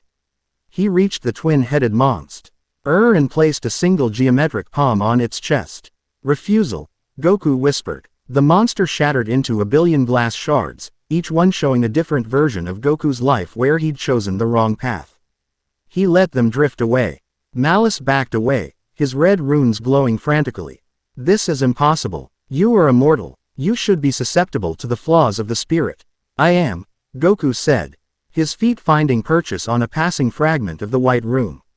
I'm proud, I'm stubborn, and I've made more mistakes than there are stars in this sky. But that's the point. I own 'em. You guys, you're just the mistakes trying to pretend you're the whole story. The remaining three sins, malice, lust, the hunger for existence, and wrath, coalesced into a single point of infinite darkness. They realized they couldn't break the anchor from the outside. They had to overwhelm the foundation. The darkness expanded, swallowing the nebula, the suns, and Goku himself. He was suddenly in a world of absolute, crushing pressure. It was the weight of every bad thought ever thought, every cruel act ever committed. Be the anchor for this, Son Goku. Malice's voice boomed from the dark. Hold the weight of the sin of all sentient life. If you are the foundation, then you must support the filth as well as the beauty. Goku's knees buckled. The geometric patterns on his skin began to crack. This wasn't a physical weight. It was a moral one. He felt the sting of every lie told, the coldness of every murder. It was a sea of black oil, and he was drowning in it. It's too much, Goku thought, the silver blood leaking from his eyes. I can't hold the bad parts too. He saw Alara's face. He saw her world, the cobalt wastes, beginning to tremble as his grip on reality wavered. Goku, her voice called out through the bond. It's okay to be hurt. Just don't let it turn you cold. Goku's heart hammered against his ribs, a drum of pure, stubborn life. You're right, Goku wheezed, his voice echoing in the darkness. A foundation doesn't get to choose what sits on top of it. It just has to be strong enough to hold the whole house. He didn't fight the darkness. He embraced it. He pened the anchor core and invited the sin in. He took the malice, the wrath, and the apathy, and he filtered them through the billion souls of the archive. He used the love of a billion mothers, the courage of a billion soldiers, and the curiosity of a billion children to neutralize the poison. He became a cosmic filter. The darkness began to glow. Small pinpricks of light appeared in the black oil, turning it into a sea of stars. Goku stood in the center, his body no longer just geometric, but luminous. He was a living constellation. He reached out and grabbed the three sins, who were now small, shivering sparks in the palm of his hand. You aren't the end of the story, Goku said, his voice sounding like the harmony of a trillion voices. You're just the shadows that make the light look brighter. He closed his hand. The sins didn't die. They were integrated. They became the weight that gave the multiverse its gravity, its consequence, its meaning. Goku exhaled, and the shockwave his breath cleared the last of the darkness. The multiverse was quiet. The stars were back. The cobalt wastes, visible far below, were shimmering with a new, healthy atmosphere. Goku drifted back down toward the planet, his anchor god state slowly fading. He was exhausted. His soul felt like it had been through a meat grinder, but he was smiling. He landed on the crystal platform of the spire. Alara was there, waiting. She didn't say anything. She just ran to him and hugged him, her head resting against his scarred chest. Goku patted her head, his hands back to being flesh and blood, mostly. A few geometric lines remained on his wrists, a permanent reminder of the job he now held. Is it over? She whispered. Goku looked up at the sky. It was beautiful, but in the far distance, beyond the boundaries of this newly healed reality, he could see something else. A flicker, a movement in the true void. The sins were gone. The architect was dead, but the true void was noticing the new light. And it was hungry. For now, kid, Goku said, his eyes never leaving the horizon. For now, the story's got a happy chapter. Let's go find that sandwich. But as they walked into the spire, the red cape Goku wore suddenly turned black. The anchor was holding, but the void was beginning to knock on the door. End of Chapter 7. Chapter 8. The Black Cape and the Echo of Void. The sandwich tasted like ash. Goku sat on the edge of the crystal spire, swinging his legs over a 3-mile drop. He held a thick slab of meat and bread, but his appetite, usually a bottomless pit, was a ghost. He looked WN at the red cape draped over his shoulders. Only, it wasn't red anymore. The fabric had turned an abyssal, light drinking black, heavy as lead and cold as the space between dimensions. It's changing you, isn't it? Alara sat beside him, her sapphire blade resting across her knees. The world below was finally green, a lush emerald sea reclaiming the cobalt wastes, but the air felt thin. Fragile. Goku didn't look at her. He was staring at his hands. The geometric lines weren't just on his wrists anymore, they were crawling up his forearms like a digital infection. The sins didn't just go away, Alara. They're part of the anchor now. And the anchor, it's starting to realize that to hold everything, it has to be stronger than everything. Even me. He stood up, the black cape swirling like a pool of ink. The sky suddenly rippled. It wasn't a cloud or a storm. It was a puncture. A needle of pure, absolute nothingness pierced the violet sky. It didn't have a color. It was a hole in the visual spectrum. From that hole, a sound began to bleed out, a low, rhythmic thumping. It sounded like a drum, but it felt like a heartbeat. The heartbeat of the true void. The sins were just the appetizer, Goku muttered, his eyes shifting into that terrifying gold-silver hue. The architect wasn't just a builder, kid. He was a muffler. He was keeping the outside from hearing us. Now that he's gone, the outside is looking for its lost property. The puncture expanded. Reality around the hole began to peel back like wet wallpaper, revealing the Null Eaters. They weren't creatures. They were geometric absences, void-shaped predators that lived in the true void, beyond the multiverse. They didn't want to rule, they wanted to equalize. They wanted to turn the one of existence back into the zero of the void. Alara, get inside the spire's core, Goku commanded. His voice was no longer his own. It was layered with the voices of the archive, a choral boom of a billion souls. I'm not leaving you to fight those things alone. Goku turned to her. His face was half human, half geometric light. You have to. The spire is the only thing keeping this planet from being erased by the proximity of the void. You are the heartbeat of the spire. If you stay out here, you'll be the first thing they eat. Go. She bit her lip, saw the absolute gravity in his gaze, and bolted for the interior. Goku turned back to the sky. Hundreds of Null Eaters were pouring through the breach. They looked like shifting, two-dimensional shards of glass that reflected nothing. All right, Goku growled, the black cape flaring out. You want to reset the clock? You gotta go through the anchor. He launched. This wasn't a battle of ki blasts. When Goku hit the first Null Eater, it felt like punching a vacuum. His fist didn't connect with matter. It was nearly sucked into a non-existent space.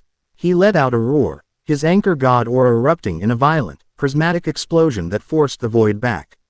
Dragon. Void cracker. Goku swung a wide, heavy arm, trailing a wake of silver light that acted like a physical cage. He wasn't just hitting them, he was forcing definition upon them. He was making them real, so they could be broken.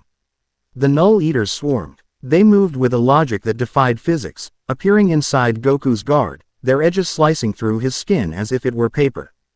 Goku didn't bleed red, he bled information. Streams of silver binary and golden light leaked from his wounds. Is that all you got? Goku shouted, his grin lopsided and manic. The adrenaline was the only thing keeping him from noticing that he was losing parts of his own history with every scratch. I've fought guys who could blow up universes with a sneeze. You're just a bunch of empty boxes. But the void didn't respond to taunts. It responded to mass. The Null Eaters began to fuse, creating a singular, massive entity, the Oblivion Maw. It was a leviathan of non-existence, a mouth large enough to swallow the entire solar system. It opened, and the pull was so strong that the green forests below began to be ripped from the soil, flying upward into the darkness. Goku felt his own molecules stretching. The anchor core in his chest was screaming, spinning so fast it was generating a heat that threatened to melt his ribs. I can't punch a hole in nothing, Goku thought, his mind racing. If I use the Eternity Kamehameha, it'll just be absorbed. I have to be heavier than the vacuum. Goku stopped fighting the pull. He closed his eyes. Archive. Give me everything. Not just the heroes. Give me the dirt. Give me the boredom. Give me the everyday mundane moments. Give me the weight of every breath ever taken. The black cape began to expand, wrapping around Goku until he looked like a dark star. He wasn't pulling power from the universe anymore, he was pulling the universe into himself. He was becoming a singularity of existence. The Oblivion Maw closed its mouth on him. Inside the Maw, there was nothing. No light, no sound, no concept of Goku. You are nothing, the void whispered, a billion voices of silence. The anchor is a lie. The story is a flicker in the dark. Give up. Be still. Goku's consciousness started to fray. He forgot his name. He forgot the color of the sky. He forgot the taste of a senzu bean. But then, he felt the weight of the cape. The black cape. It wasn't just a color change. The cape was the stain of the sins he had absorbed. It was the proof that he wasn't perfect. And in the void, perfection is easy to erase. But flaws are stubborn. Flaws are what make a story real. Son Goku. He didn't scream it with his voice. He screamed it with his entire existence. The black cape exploded into a billion threads of obsidian light. Goku's body reformed, not as a god, but as a primal anchor. He looked raw. His hair was long, wild, and a deep, bruised violet. His eyes were solid white. He grabbed the walls of the maw, the edges of the void, with his bare hands. You want to eat, Goku growled. Choke on this. He unleashed the anchor core overload. Instead of a beam, he released a burst of being. A sphere of absolute, undeniable reality expanded from his chest. It carried the smell of rain, the sound of a baby crying, the heat of a summer sun, and the bitterness of a lost love. It was the everything, forced into the nothing. The Oblivion Maw couldn't process the complexity. It shuddered, its geometric form cracking as the real tore it apart from the inside out. With a sound like 1,000 glass cathedrals shattering, the Maw disintegrated. Goku fell through the sky, the violet long hair trailing behind him. He slammed into the crystal platform of the spire, creating a crater that nearly split the structure in two. He lay there, gasping, his body reverting to its scarred, orange GI state. The cape was red again, but it was tattered to ribbons. Alara ran out, falling to her knees beside him. Goku, the sky, the hole is gone. You did it. Goku tried to speak, but he only managed a weak cough. He looked up at the sky. The hole was gone, But the stars, they looked different. They were flickering. The void, it didn't lose, Alara. Goku whispered, his voice trembling. It just tasted me. It knows where we are now. He looked at his hand. The geometric lines were gone, but his skin was pale, almost gray. He wasn't just the anchor anymore. He was the bait. And far, far away, in the deepest reaches of the true void, something much larger than a maw opened its eyes. It had been sleeping since the beginning of the first narrative, and the taste of Son Goku's soul had just woken it up. We need to find the others, Goku said, struggling to sit up. What others? Alara asked. You said everyone was gone. Goku looked at the horizon, where the fabric of reality was still trembling. The anchor isn't just a thing. It's a role. If I'm the final anchor of this reality, then there must be anchors of the others. The ones that haven't been deleted yet. I felt them when I was inside the maw. He stood up, his eyes burning with a new, desperate mission. I'm going to go find the rest of the team. Eve, and if I have to pull them out of the trash bin of history. End of Chapter 8. Chapter 9. The Scrap Heap of Heroes. The multiverse wasn't a library of neatly organized books, it was a landfill of discarded drafts. Goku stood at the center of the spire, his hands pressed against the glowing sapphire core. He wasn't looking for power anymore, he was looking for echoes. To find the other anchors, he had to reach into the trash bin, the sub-reality where the architect had tossed the timelines that didn't fit the final cut.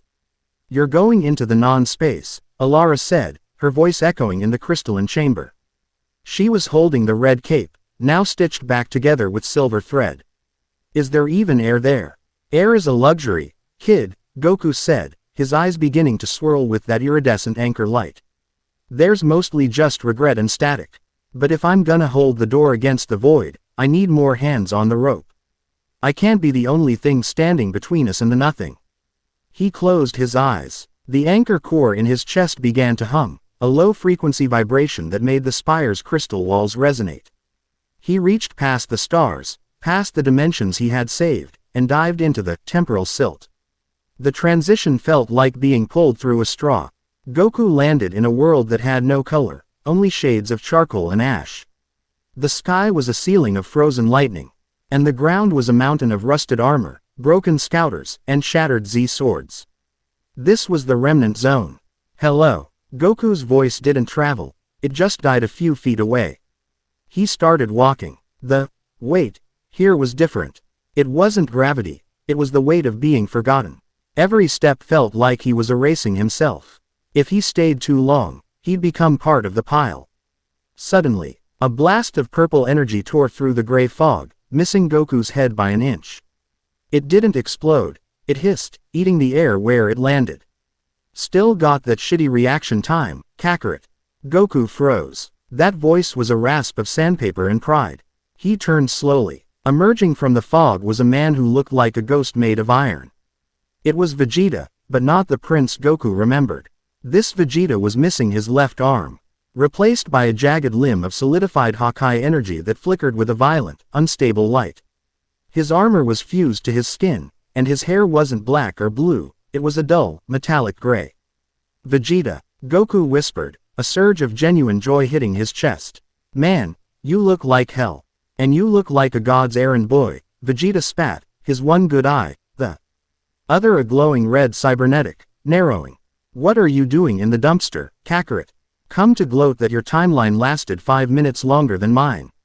I'm the anchor now, Geets, Goku said, stepping forward. The whole thing is falling apart. The true void is coming, and I can't hold the line alone. I need the Prince of all Saiyans. Vegeta laughed, a bitter, dry sound. He gestured to the wasteland around them. Look at this place. My Earth was deleted because I wasn't fast enough to stop the Black Flash. My Trunks, my Bulma, they're data dust. I've been sitting in this graveyard for an eternity, eating the shadows of my own failures. Why should I help you save a reality that already gave up on me? Goku didn't argue. He didn't give a speech. He simply reached into the air and pulled a small, shimmering sphere of light from his own anchor core. Inside the sphere was a memory, the smell of Capsule Corp's garden, the sound of a young Trunks laughing. He tossed it to Vegeta. The prince caught it. The moment the light touched his skin, his iron-hard expression faltered. For a split second, the metallic gray of his hair flickered back to a vibrant, living black. "It's still there," Goku said softly. "The archive holds everything. If we win, if we stop the void, I can use the anchor to rewrite the foundation. I can bring them back, Vegeta. Not as ghosts, as real." Vegeta's Hawkeye arm flared, the purple energy nearly blinding. He looked at the memory sphere, then back at Goku. "You always were a manipulative bastard, Kakarot. Using my own heart against me. Is it working?" Vegeta crushed the sphere, absorbing the memory into his essence. He stood taller, the rusted armor on his chest cracking as his power began to wake up. "If you're lying to me, I'll use my last ETH to erase you from every timeline in existence." "Deal," Goku grinned. But they weren't alone. From the piles of scrap, more figures began to emerge. They weren't friends. They were the erased, warriors from failed timelines who had been driven mad by the silence. A version of Cell with wings made of jagged glass. A Gohan who had never stopped being a great ape, his mind lost to the beast. Ieza whose body was a patchwork of clockwork gears and necrotic flesh. The anchor. The gear Frieza shrieked, his mechanical tail lashing. "If we eat his core, we can force our way back into the light." The erased swarmed. There were hundreds of them. A sea of what-ifs, turned into monsters. "Stay back, Kakarot," Vegeta growled, stepping in front of Goku. The purple energy of his Hawkeye arm expanded into a massive, jagged blade. "You're the battery. I'm the one who clears the room." Vegeta moved like a streak of violet lightning. He didn't just fight, he disassembled. Every strike from his Hawkeye limb didn't just hurt the erased. It deleted their presence in the remnant zone. He was a whirlwind of controlled, surgical destruction. Goku didn't stay idle. He closed his eyes, his anchor aura expanding into a golden dome that acted as a shield for Vegeta's back. Dragon's Pulse. Goku sent waves of reality outward. When these waves hit the erased, they didn't kill them, they forced them to remember who they were. The glass cell screamed as his memories of being a perfect warrior returned, causing his unstable form to shatter from the internal conflict. The two Saiyans fought in a perfect, wordless rhythm, one erasing the threat, the other stabilizing the ground. It was the dance of age 7XX, but amplified to a cosmic scale. Final. Hawkeye. Flash. Vegeta roared, his one arm firing. A beam of erasure so wide it cleared the fog for miles. The erased were gone. The silence returned, heavier than before. Vegeta stood in the center of the clearing, his chest heaving, his Hawkeye arm smoking. He looked at Goku, a faint, familiar smirk touching his lips. "Not bad for a corpse. You too, Geats." Goku felt a tug on his soul. The anchor was signaling again. He looked toward a towering pile of broken Dragon Balls at the edge of the gray horizon. "There's one more," Goku said. "The third anchor. I can feel him under all that stone." They walked to the pile. Vegeta raised his hand to blast it, but Goku stopped him. "No, this one needs a different touch." Goku placed his hands on the gray Dragon Balls. He didn't use force. He whispered, "Wake up. The training isn't over yet." The pile exploded, not from power, but from a sudden, sharp burst of precision. Standing in the crater was a man in a tattered, black and gray GI. He had a shock of white hair and eyes that were a calm, terrifying silver. He wasn't a Saiyan. It was Piccolo, or what was left of him. He had fused with every Namekian from 10,000 failed timelines. He was no longer a person, he was a living grimoire. His skin was covered in glowing, ancient text that moved and shifted like liquid. "Son Goku," Piccolo said, his voice a deep, harmonic resonance. "I've been calculating the probability of your arrival for 3 eons. You're 4 seconds late, Piccolo." Goku cheered. "You look smart." "I am the memory of Namek," Piccolo said, stepping out of the crater. The ground where he stepped didn't turn to ash, it turned into lush green moss. "I am the anchor of knowledge. I knew you would come when the void reached the 8th layer of the abyss." Vegeta crossed his arms. "Great. The nerd is here. Now we can board the void to death." Piccolo looked at Vegeta's Hawkeye arm. "And the prince has become a scavenger. Fitting. All right, knock it off." Goku laughed, but his expression quickly turned serious. He felt the remnant zone begin to shake. The ceiling of frozen lightning was cracking. The true void had found the dumpster. The doors closing. Goku shouted, "We have to jump back to the spire now." Goku grabbed Vegeta and Piccolo. He didn't use instant transmission, he used anchor leap. He grabbed the fabric of the remnant zone and tore it open, pulling them through the hole in reality. They slammed back onto the crystal platform of the spire. Alara stood there, her eyes wide as she saw the two legendary warriors standing beside Goku. The air in the cobalt wastes changed instantly. The presence of 3 anchors was so heavy that the gravity of the planet doubled. The teams back together. Goku panted, his hair returning to its base black. Vegeta looked around at the green world, his eyes softening for a fraction of a second.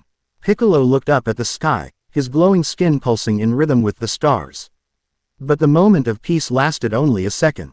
The sky didn't just puncture this time.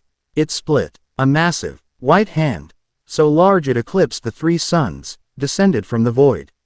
It wasn't looking to eat. It was looking to crush. The Grand Eraser had arrived. "Get ready," Goku growled, the black-red cape flaring out as his aura ignited. This is the part where it gets difficult. Vegeta's Hawkeye arm roared with purple fire. Piccolo's skin glowed with the light of a trillion names. The 3 anchors stood together, a wall of defiance against the end of everything. "I've missed this," Vegeta muttered.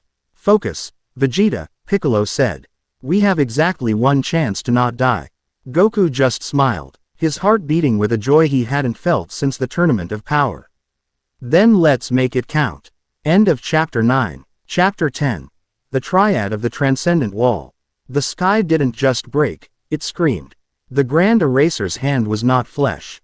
It was a conceptual weight, a 5-fingered mass of absolute, no, that occupied every layer of the atmosphere simultaneously.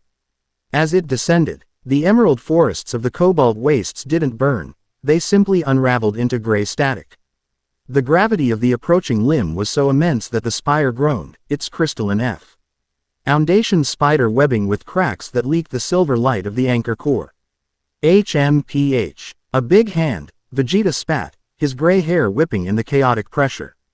He stepped to the edge of the platform, his Hawkeye arm pulsing with a violent, unstable violet light. "I've blown up bigger limbs than this just to clear my sinuses." "Don't be arrogant, Vegeta," Piccolo said, his voice a calm, multi-layered resonance. The glowing text on his skin began to spin around his body like a golden cyclone. "That isn't matter. It's a physical manifestation of the architect's deleted logic. You can't just punch it. You have to negate its intent." Goku stepped between them, the red-black cape billowing like a storm cloud. His eyes were fixed on the palm of the giant hand, where a single, massive eye was beginning to open, a void pupil that reflected the end of all things. "We do it together," Goku commanded. His voice was the bedrock. "Geats, you take the friction. Piccolo, you find the frequency. I'll provide the anchor. Don't tell me what to do, Kakarot." Vegeta roared, but he was already moving. The Prince of All Saiyans launched himself into the sky, a streak of jagged purple fire. As he neared the descending palm, the air became a solid wall of resistance. Vegeta's Hawkeye arm expanded, turning into a massive, clawed gauntlet of pure erasure. Gallic, Hawkeye, burst. Vegeta slammed his fist into the center of the giant palm. The impact didn't create a sound, it created a silence so profound it deafened the world for 100 miles. The purple energy of the Hawkeye fought against the white static of the eraser. For a second, the descent slowed. Vegeta's muscles bulged, his metallic gray hair standing on end as he poured every ounce of his pride into the strike. "It's too heavy," Vegeta grunted through bloodied teeth. "It's like trying to push back the concept of Tuesday." "Hold it, Vegeta," Piccolo shouted. The Namekian sat cross-legged on the spire, his hands forming a complex mudra. The glowing text on his skin shot upward, forming a massive, holographic lattice of Namekian runes that intercepted the giant hand. Each rune acted as a damper, translating the eraser's on existence into something the physical world could comprehend. Translation complete. Piccolo's eyes flared silver. "Goku, now. The palm has a focal point. Strike the eye." Goku didn't need to be told twice. He dropped into a crouch. The anchor core in his chest spinning so fast his torso became translucent. He wasn't just gathering ki, he was gathering the weight of the narrative. He pulled the memories of the remnant zone, the souls of the archive, and the hope of Alara into a single point at the tip of his finger. Instant transmission. Anchor pierce. Goku vanished. He reappeared directly in front of the giant eye in the palm. The eye blinked, a wave of void energy washing over him that tried to turn his skin into ash. But Goku's black cape wrapped around him, absorbing the erasure like a sponge. He thrust his hand forward. It wasn't a punch. It was a needle of pure, concentrated reality. The strike hit the center of the void pupil. The Grand Eraser's hand froze. A high-pitched, metallic shriek echoed through the dimensions as the white static began to turn into colorful, chaotic ink. The hand didn't explode, it shattered into a billion droplets of potential. Goku, Vegeta, and Piccolo fell back toward the spire, landing in a perfect triangle around the central crystal. They were heaving, their bodies smoking with the friction of the divine. "Is it over?" Alara asked, peering out from the spire's doorway. "No," Piccolo said, his text-covered skin dimming. "That was just the handshake. The Grand Eraser is a function of the void. It doesn't have a body to kill. It just reformulates." As if on cue, the droplets of ink in the sky began to swirl, coalescing not into a hand, but into three distinct figures. They were mirrors. A white, featureless version of Goku. A violet, jagged version of Vegeta. A green, translucent version of Piccolo. The null reflections. Of course, Vegeta growled, wiping silver blood from his lip. The universe wants to fight itself. How original. They aren't just clones, Goku said, his gaze hardening. They're the optimal versions of us. They don't have the scars. They don't have the doubt. They're what we would be if we didn't have souls to weigh us down. The null Goku moved first. He didn't use a stance. He was simply at Goku. The exchange of blows was so fast that the spire's crystal began to vibrate into liquid. Each time their fists met, a small shockwave of nothing and something neutralized the surrounding air. The null Vegeta engaged the prince, its Hawkeye arm a perfect, stable blade of purple light, unlike Vegeta's flickering, unstable limb. "You think you're a king?" The null Vegeta hissed, its voice a perfect, soulless imitation. "You're a failure who clings to the memories of a dead race. I am pure destruction you were always too weak to become." Vegeta let out a primal roar, his gray hair flaring into a blinding silver. "I am the failure who survived. You're just the shadow of a man who never had the balls to bleed." The fight was a symphony of cosmic brutality. Piccolo was engaged in a battle of wills with his reflection, the air between them filled with golden and black scripts clashing like swords. Goku was being pushed back. The null Goku was faster, stronger, and more efficient. It didn't waste energy on breathing or emotion. It was a machine of martial arts perfection. "He's better than me," Goku realized, catching a kick that nearly shattered his ribs. "In every physical way, he's the better fighter. But he's empty." Goku looked at his two brothers. Vegeta was losing his one good arm to the null Vegeta's blade. Piccolo's runes were being overridden by the black script. "The anchor isn't about being perfect," Goku shouted, his voice echoing over the roar of the battle. He stopped blocking. He let the null Goku's fist bury itself in his stomach. The null Goku paused, its featureless face tilting in confusion. Goku grabbed the reflection's arm, his own blood, silver and thick, coating the white limb. "You're the optimal version. Then you're the most boring thing I've ever fought." Goku's aura didn't flare out. It imploded. He pulled the reflection into his own space, forcing it to feel the weight of the anchor. "Vegeta, Piccolo, sync with me." The prince and the Namekian didn't hesitate. They broke off their fights and slammed their hands onto Goku's back. The three anchors became a single circuit. The weight of the soul flooded through them. The scars, the losses, the failures, and the stubborn, idiot hope of the Saiyan race and the Namekian spirit fused into a single conceptual weapon. "This is who we are," Goku roared. Trinity, Anchor, Nova. A wave of golden, silver, and purple light erupted from the three of them. It wasn't a blast of heat, it was a blast of context. It forced the null reflections to have a history. It forced them to have hearts. The reflections screamed, The weight of 1,000,000,000,000 years of struggle hit them all at once. They couldn't hold it. They weren't built for the burden. The featureless versions of the heroes shattered like glass in a furnace. The sky cleared. The Grand Eraser's presence vanished, retreating back into the true void. Goku, Vegeta, and Piccolo collapsed onto the platform, their energies completely spent. They lay in a heap of tattered GI and broken armor, breathing the heavy air of a saved world. If we have to do that again, Vegeta wheezed, I'm quitting the team.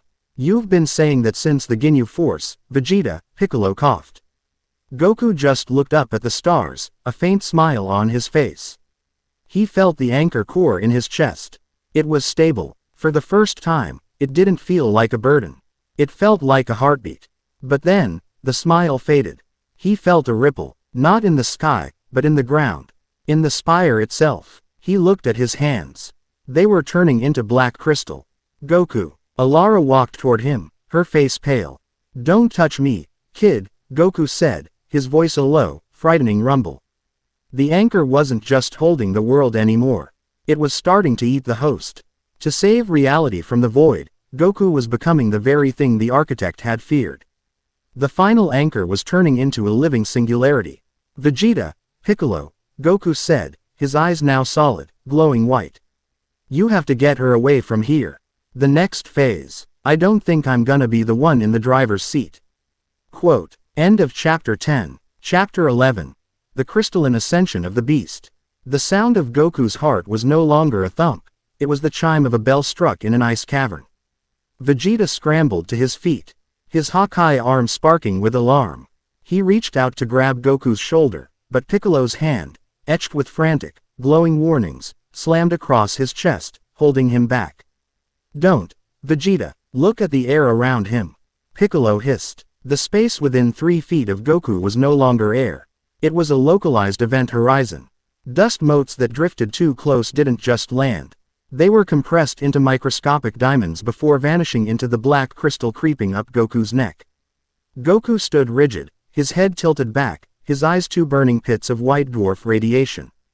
I can feel it, Goku's voice echoed, but it wasn't coming from his mouth. It was vibrating out of the very stones of the spire.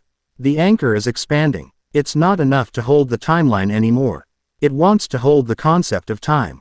It's trying to map every breath ever taken onto my nervous system. Kakarot, fight it, Vegeta roared, his boots skidding as the floor of the spire began to tilt toward Goku. You're a Saiyan, not a goddamn battery. Push it back. I can't push back. What I invited in, Goku whispered. A tear of silver liquid fell from his eye, and as it hit the ground, the spire let out a tectonic groan. The black crystal reached his jaw. His muscles began to distort, his frame expanding and jagged obsidian spikes erupting from his spine, tearing through the red-black cape. This wasn't a transformation, it was a structural takeover. The anchor was building a sturdier vessel because the flesh of a mortal, even a Saiyan, was too flimsy for the weight of the infinite. Alara, move. Piccolo grabbed the girl and leapt toward the far edge of the platform. The center of the spire suddenly imploded. A pillar of absolute darkness shot upward, piercing the violet sky. But it wasn't the darkness of the void, it was the darkness of infinite density. In the center of the pillar stood a silhouette that only vaguely resembled Son Goku. He was 10 feet tall now. His hair was a frozen forest of black glass, each strand sharp enough to cut through dimensions. His skin was a shifting map of constellations, and where his heart had been, a spin. Ning's singularity of prismatic light pulsed like a dying star. This was the obsidian anchor. Goku, Alara called out, her voice trembling. The creature turned. The face was a mask of cold, geometric perfection. But the eyes, deep within the white fire, flickered with a momentary, agonizing recognition. Run, the thing that was Goku rumbled. The sheer mass of the word caused the clouds above to dissipate. The void is smelling the feast. I am the bait. And I am the trap. Suddenly, the sky didn't just split, it shattered like a window hit by a sledgehammer. The Void Lords arrived. They weren't the reflections, or the erasers. These were the architects of the nothing, beings that existed before the first, let there be light. They were towering, spindly things made of white static and black wire. their heads resembling cracked moons. The singularity is ripe, the lead Void Lord spoke. The sound felt like cold water filling Goku's lungs. The Saiyan has become the very thing he sought to protect. A concentrated point of existence. If we consume the anchor now, the story doesn't just end, it never began. The four Void Lords descended, their long, wire-like fingers reaching for Goku's chest. Vegeta didn't wait. I don't care if you're a god or a ghost. Get away from my rival. The prince launched a final flash so potent it turned the air into plasma, but the lead Void Lord simply caught the beam in its palm. The energy didn't explode, it was simply erased, turned into a puff of gray smoke. Mortal tantrums, the Lord sighed. A flick of a wire finger sent Vegeta crashing through the spire's walls. His armor shattering like glass. Piccolo fired a special beam cannon laced with the names of a billion ancestors, but the beam passed through the Void Lords as if they were made of mist. They're not in our reality. Piccolo shouted, coughing up green blood. We can't touch them, but they can touch the anchor. The Void Lords surrounded the obsidian anchor. Their fingers touched the black crystal of Goku's chest. Now, the Lords whispered in unison.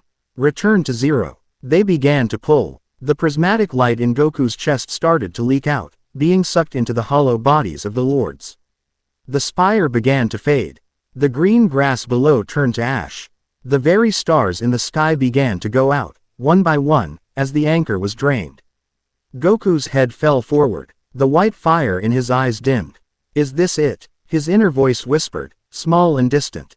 I became the anchor to save them, but I just made it easier for the dark to find the light. Goku, don't you dare. It was Alara. She had climbed back onto the platform, her sapphire blade glowing with a desperate, frantic light. She wasn't a warrior, and she had no power compared to the Lords, but she had the one thing the Void couldn't understand. She had a debt. You told me you were bad at saying goodbye. She screamed, tears streaming down her face. So don't say it. Fight them. Be the idiot who doesn't know when to quit. She threw the sapphire blade. The sword didn't hit the Void Lords. It hit the black crystal of Goku's chest. The sapphire light, Goku's own energy, given freely to save A.S. Tranger, acted like a spark in a powder keg. It reminded the obsidian anchor of why it existed. It wasn't built to be a battery. It was built to be a shield. The white fire in Goku's eyes didn't just return, it turned into a supernova. My turn, the obsidian anchor growled. Goku's hands, now claws of black glass, shot out and grabbed the throats of two Void Lords. The Lords shrieked. For the first time, they felt something they hadn't felt in an eternity. They felt solid. Goku wasn't reaching into their reality, he was dragging them into his. He was forcing the Void to become real. You want to eat my existence? Goku roared, his voice shaking the foundations of the multiverse. Then eat all of it. Goku didn't push them away. He reversed the flow. He began to pump the billion souls of the archive, the heat of the sins. The pride of the Saiyans, and the sheer, unadulterated, isness of his life into the Void Lords. It was a lethal overdose of reality. The Void Lords began to crack. Iron-white static bodies turned into flesh, raw, terrified, and screaming.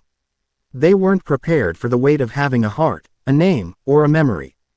Too much. The lead Lord wailed, its body bloating with color and light. Stop. The nothing cannot hold the everything. Then be something. Goku yelled. With a final, shattering surge of power, Goku detonated the anchor's output. The four Void Lords didn't vanish. They were born. They were turned into four new suns that exploded into the sky, filling the darkness with light and heat. The shockwave leveled the spire. When the dust settled, the obsidian anchor was gone. Goku lay in the ruins, back to his human size. His GI was gone, his body was covered in cracks that glowed with a soft, cooling silver light, and his hair was a messy, snowy white. He looked like a man who had walked through a sun and come out the other side. Vegeta and Piccolo crawled out from the debris, looking at him with a mixture of awe and terror. Kakarot, Vegeta whispered. Goku turned his head slowly. He looked at his hands. They were flesh. The black crystal had receded, leaving only small, diamond-like studs embedded in his skin. I'm still here, Goku wheezed, a small, bloody grin on his face. But I think I just broke the sky for real this time. He looked up. The sky was no longer violet or white. It was a deep, healthy blue. But there was a massive, golden door floating in the center of it, a door that had been forced open by the explosion. And standing in the doorway was a figure Goku hadn't seen since the very beginning.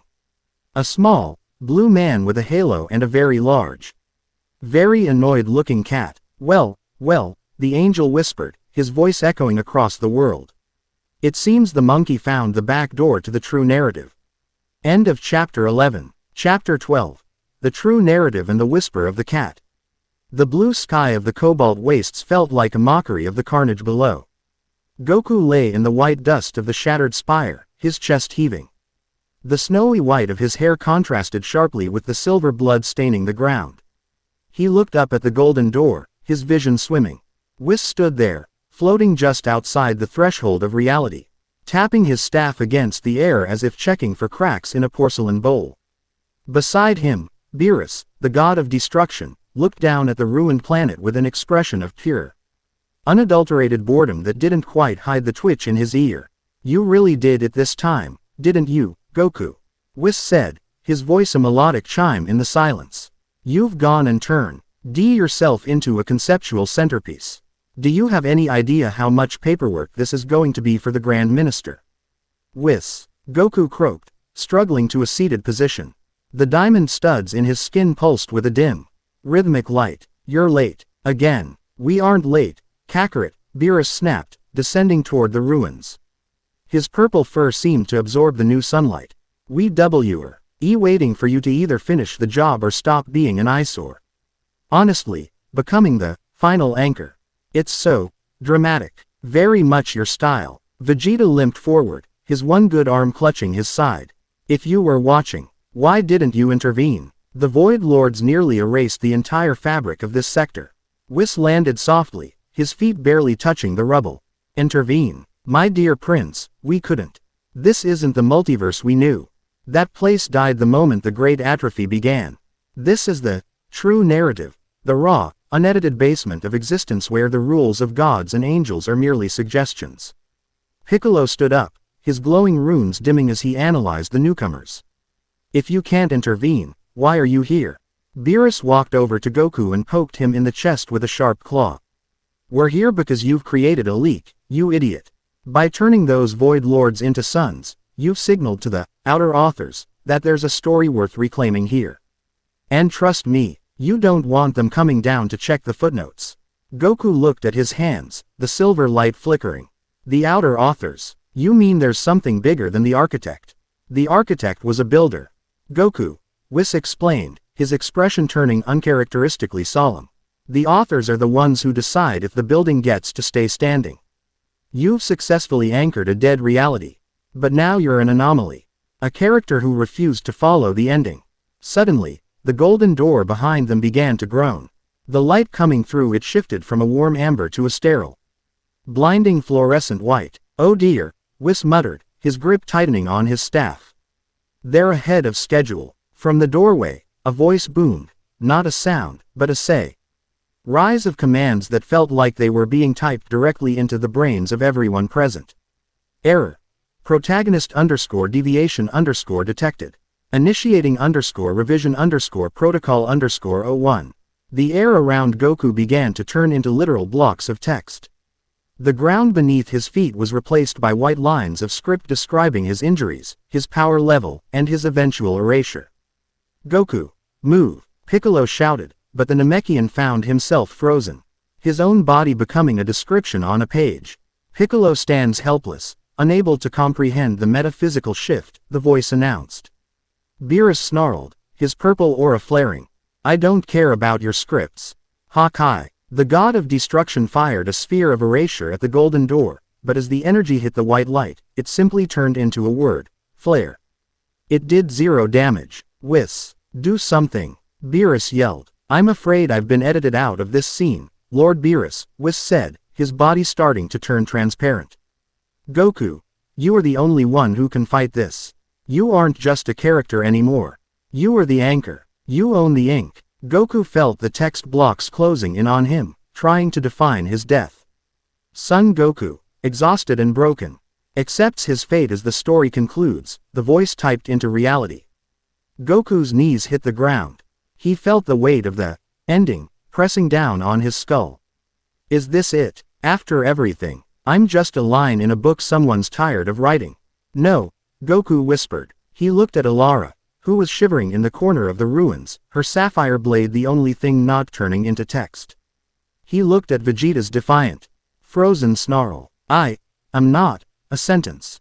Goku's anchor core erupted. The snowy white hair stood on end, turning into a blazing crown of prismatic fire.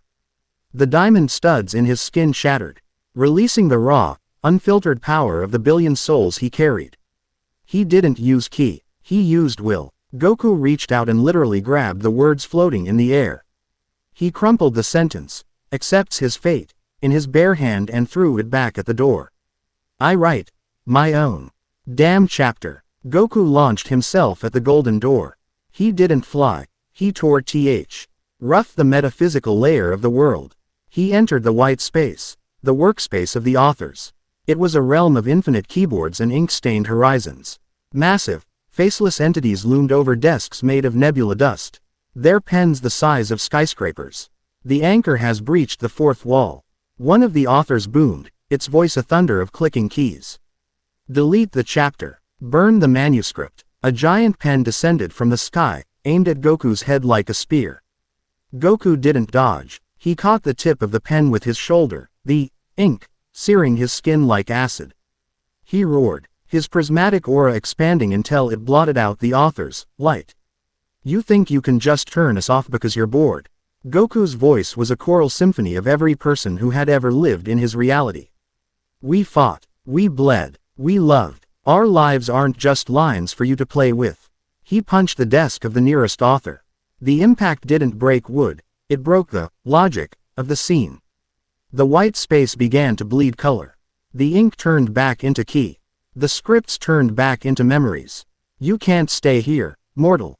The authors shrieked. The narrative will collapse. Then let it collapse. Goku yelled, his fists moving in a blur of anchor god strikes. We'll build something better on top of the ruins. Goku grabbed the main script, a glowing scroll in the center of the room, and tore it in half. The explosion of metaphysical energy sent Goku hurtling back through the golden door, back through the atmosphere of the cobalt wastes, and back into his own body. The door slammed shut and vanished. The text blocks evaporated. The world returned to its vibrant, messy, physical self. Whis and Beerus solidified. Piccolo and Vegeta gasped as they regained their movement. Goku lay in the center of the crater, his white hair slowly fading back to black. He was laughing. A weak, breathless chuckle. What did you do, Kakarot? Vegeta asked, staggering over. I gave us a sequel, Goku panted. Whis looked up at the empty sky, a faint smile on his face. You didn't just save this reality, Goku. You've decoupled the anchor from the authors. You've made us independent. Is that good? Beerus asked, crossing his arms. It means, Whis said, that there are no more scripts. No more fates. No more what-ifs. Everything that happens from now on is entirely up to us. Goku stood up, leaning on Vegeta's shoulder for support. He looked at the horizon. The three suns were setting, casting long, peaceful shadows over the green world. No more scripts, Goku repeated, his eyes shining with a new kind of freedom. I like the sound of that. But as he spoke, his hand twitched. The silver blood on his palm didn't dry. It began to form a shape. A key. The authors were gone, but they had left the door unlocked. And something from an even deeper, darker narrative was starting to turn the knob. Enjoy the rest while it lasts, Beerus muttered, sensing the shift. Because the independent world is a lot more dangerous than the one with a plan. End of Chapter 12. Chapter 13. The Unwritten Hunger. The silence following the departure of the authors was louder than any explosion. Goku stood on the cooling remains of the spire, his fingers trembling as they closed around the silver key that had bled from his own palm. It wasn't solid, it was made of potential, a shimmering artifact that pulsed with the rhythm of a heartbeat that didn't belong to him. The sky was blue, the grass was green, but the air felt thin, like a veil stretched too far. Independent. Vegeta spat the word as if it were poison. He was looking at his Hawkeye arm, which was no longer flickering. It was a steady, terrifying violet. You've cut the strings, Kakarot. But a puppet without strings just falls to the floor. What happens when the audience leaves? We become the audience, Vegeta, Piccolo said, though his expression remained grim. He was staring at the silver key in Goku's hand. That key, it's not a gift, it's a breach. You tore the script, Goku. Now the unwritten are coming to fill the gaps. Before Goku could respond, the horizon didn't ripple, it folded. A massive, vertical slit appeared in the air, 3 miles long. It wasn't a portal, it was a tear in the canvas. From the slit, things that had never been written began to pour out. They weren't monsters or machines. They were draft echoes, entities from stories that were started but never finished. They were half-formed, some with 3 heads and no faces, others made of liquid sound and jagged geometry. They were the hungry ghosts of the imagination.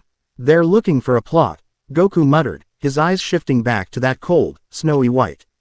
They want our reality to give them a shape. The first of the echoes reached the ground.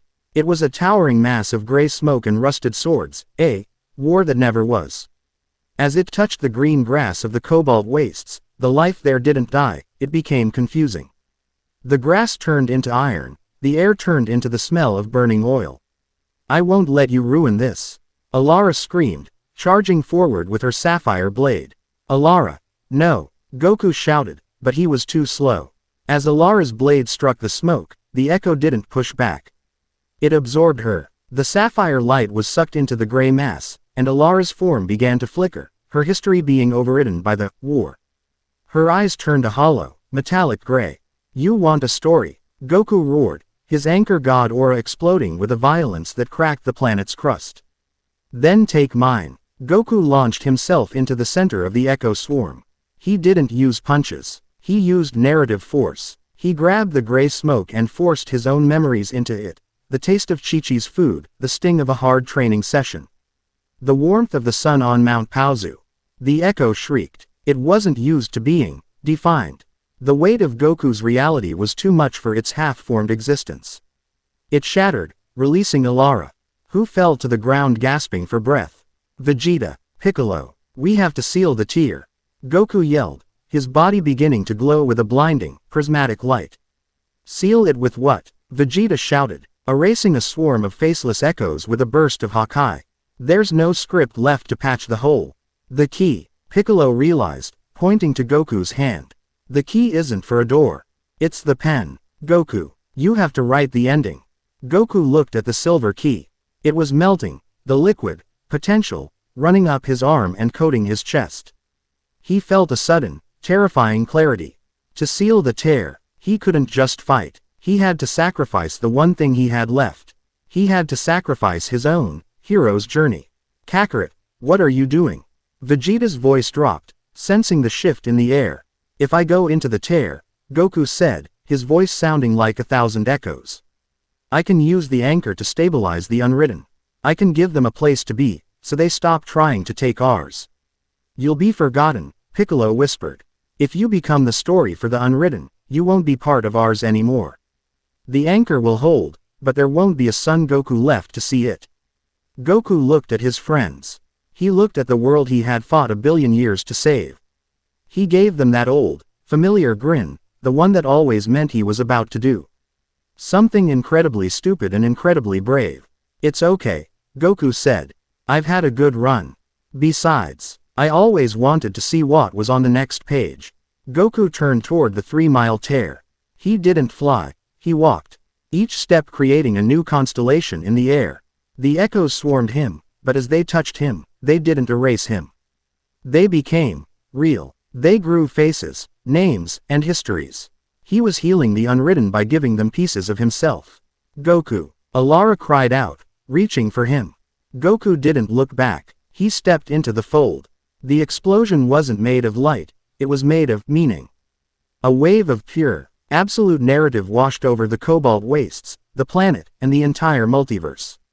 The tear closed, stitched together by a silver thread of a life well lived. The echoes vanished. The air returned to its blue, peaceful state. Vegeta, Piccolo, and Alara stood in the silence of the ruins. They looked at each other, and then they looked at the spot where Goku had stood. Who were we just talking to? Alara asked, her brow furrowed. I remember a light, and a feeling of being safe.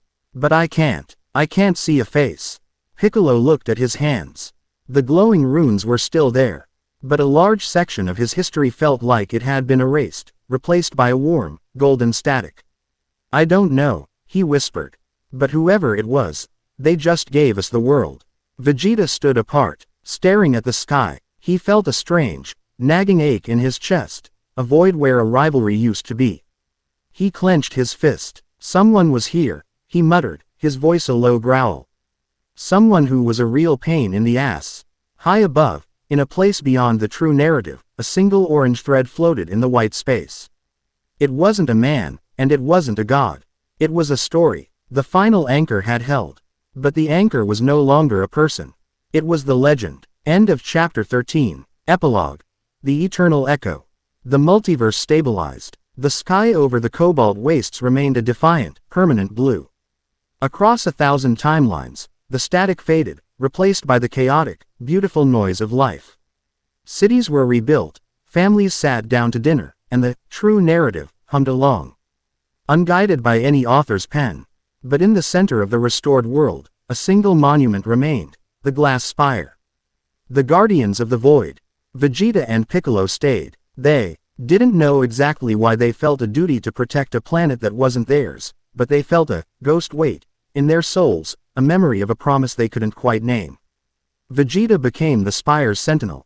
He sat atop the highest peak, his Hawkeye arm now a tool of creation, carving the stories of the fallen into the obsidian rock. He often looked at the empty space beside him and smirked, as if waiting for a punchline that never came. Piccolo became the librarian of the archive. He taught Alara and the new generations how to read the stars, ensuring that the history Goku had protected would never be forgotten. Even if the man himself was. The final fragment, deep within the core of the spire, where the potential was densest, a small, orange GI scrap hung suspended in a shard of silver crystal. It didn't belong to any known warrior. But sometimes, when the wind blew just right through the crystalline corridors, it sounded like a laugh, light-hearted, hungry, and impossibly kind. The anchor had done its job. It wasn't a weight anymore, it was the horizon. The last page, in a realm beyond the true narrative, in the quiet white space where the keyboards had gone silent, a glaze set of footprints appeared in the dust. A figure walked toward the edge of the void, wearing a tattered black cape and carrying a silver key. He didn't look back at the stories he had left behind. He looked forward, into the great unknown, the space where no words had ever been written. He adjusted his belt, cracked his neck, and let out a long, satisfied breath. Well, the voice whispered, echoing into the infinite. I guess it's time to see what's next. I hope they have something good to eat. He stepped off the edge of the page and into the light. The end.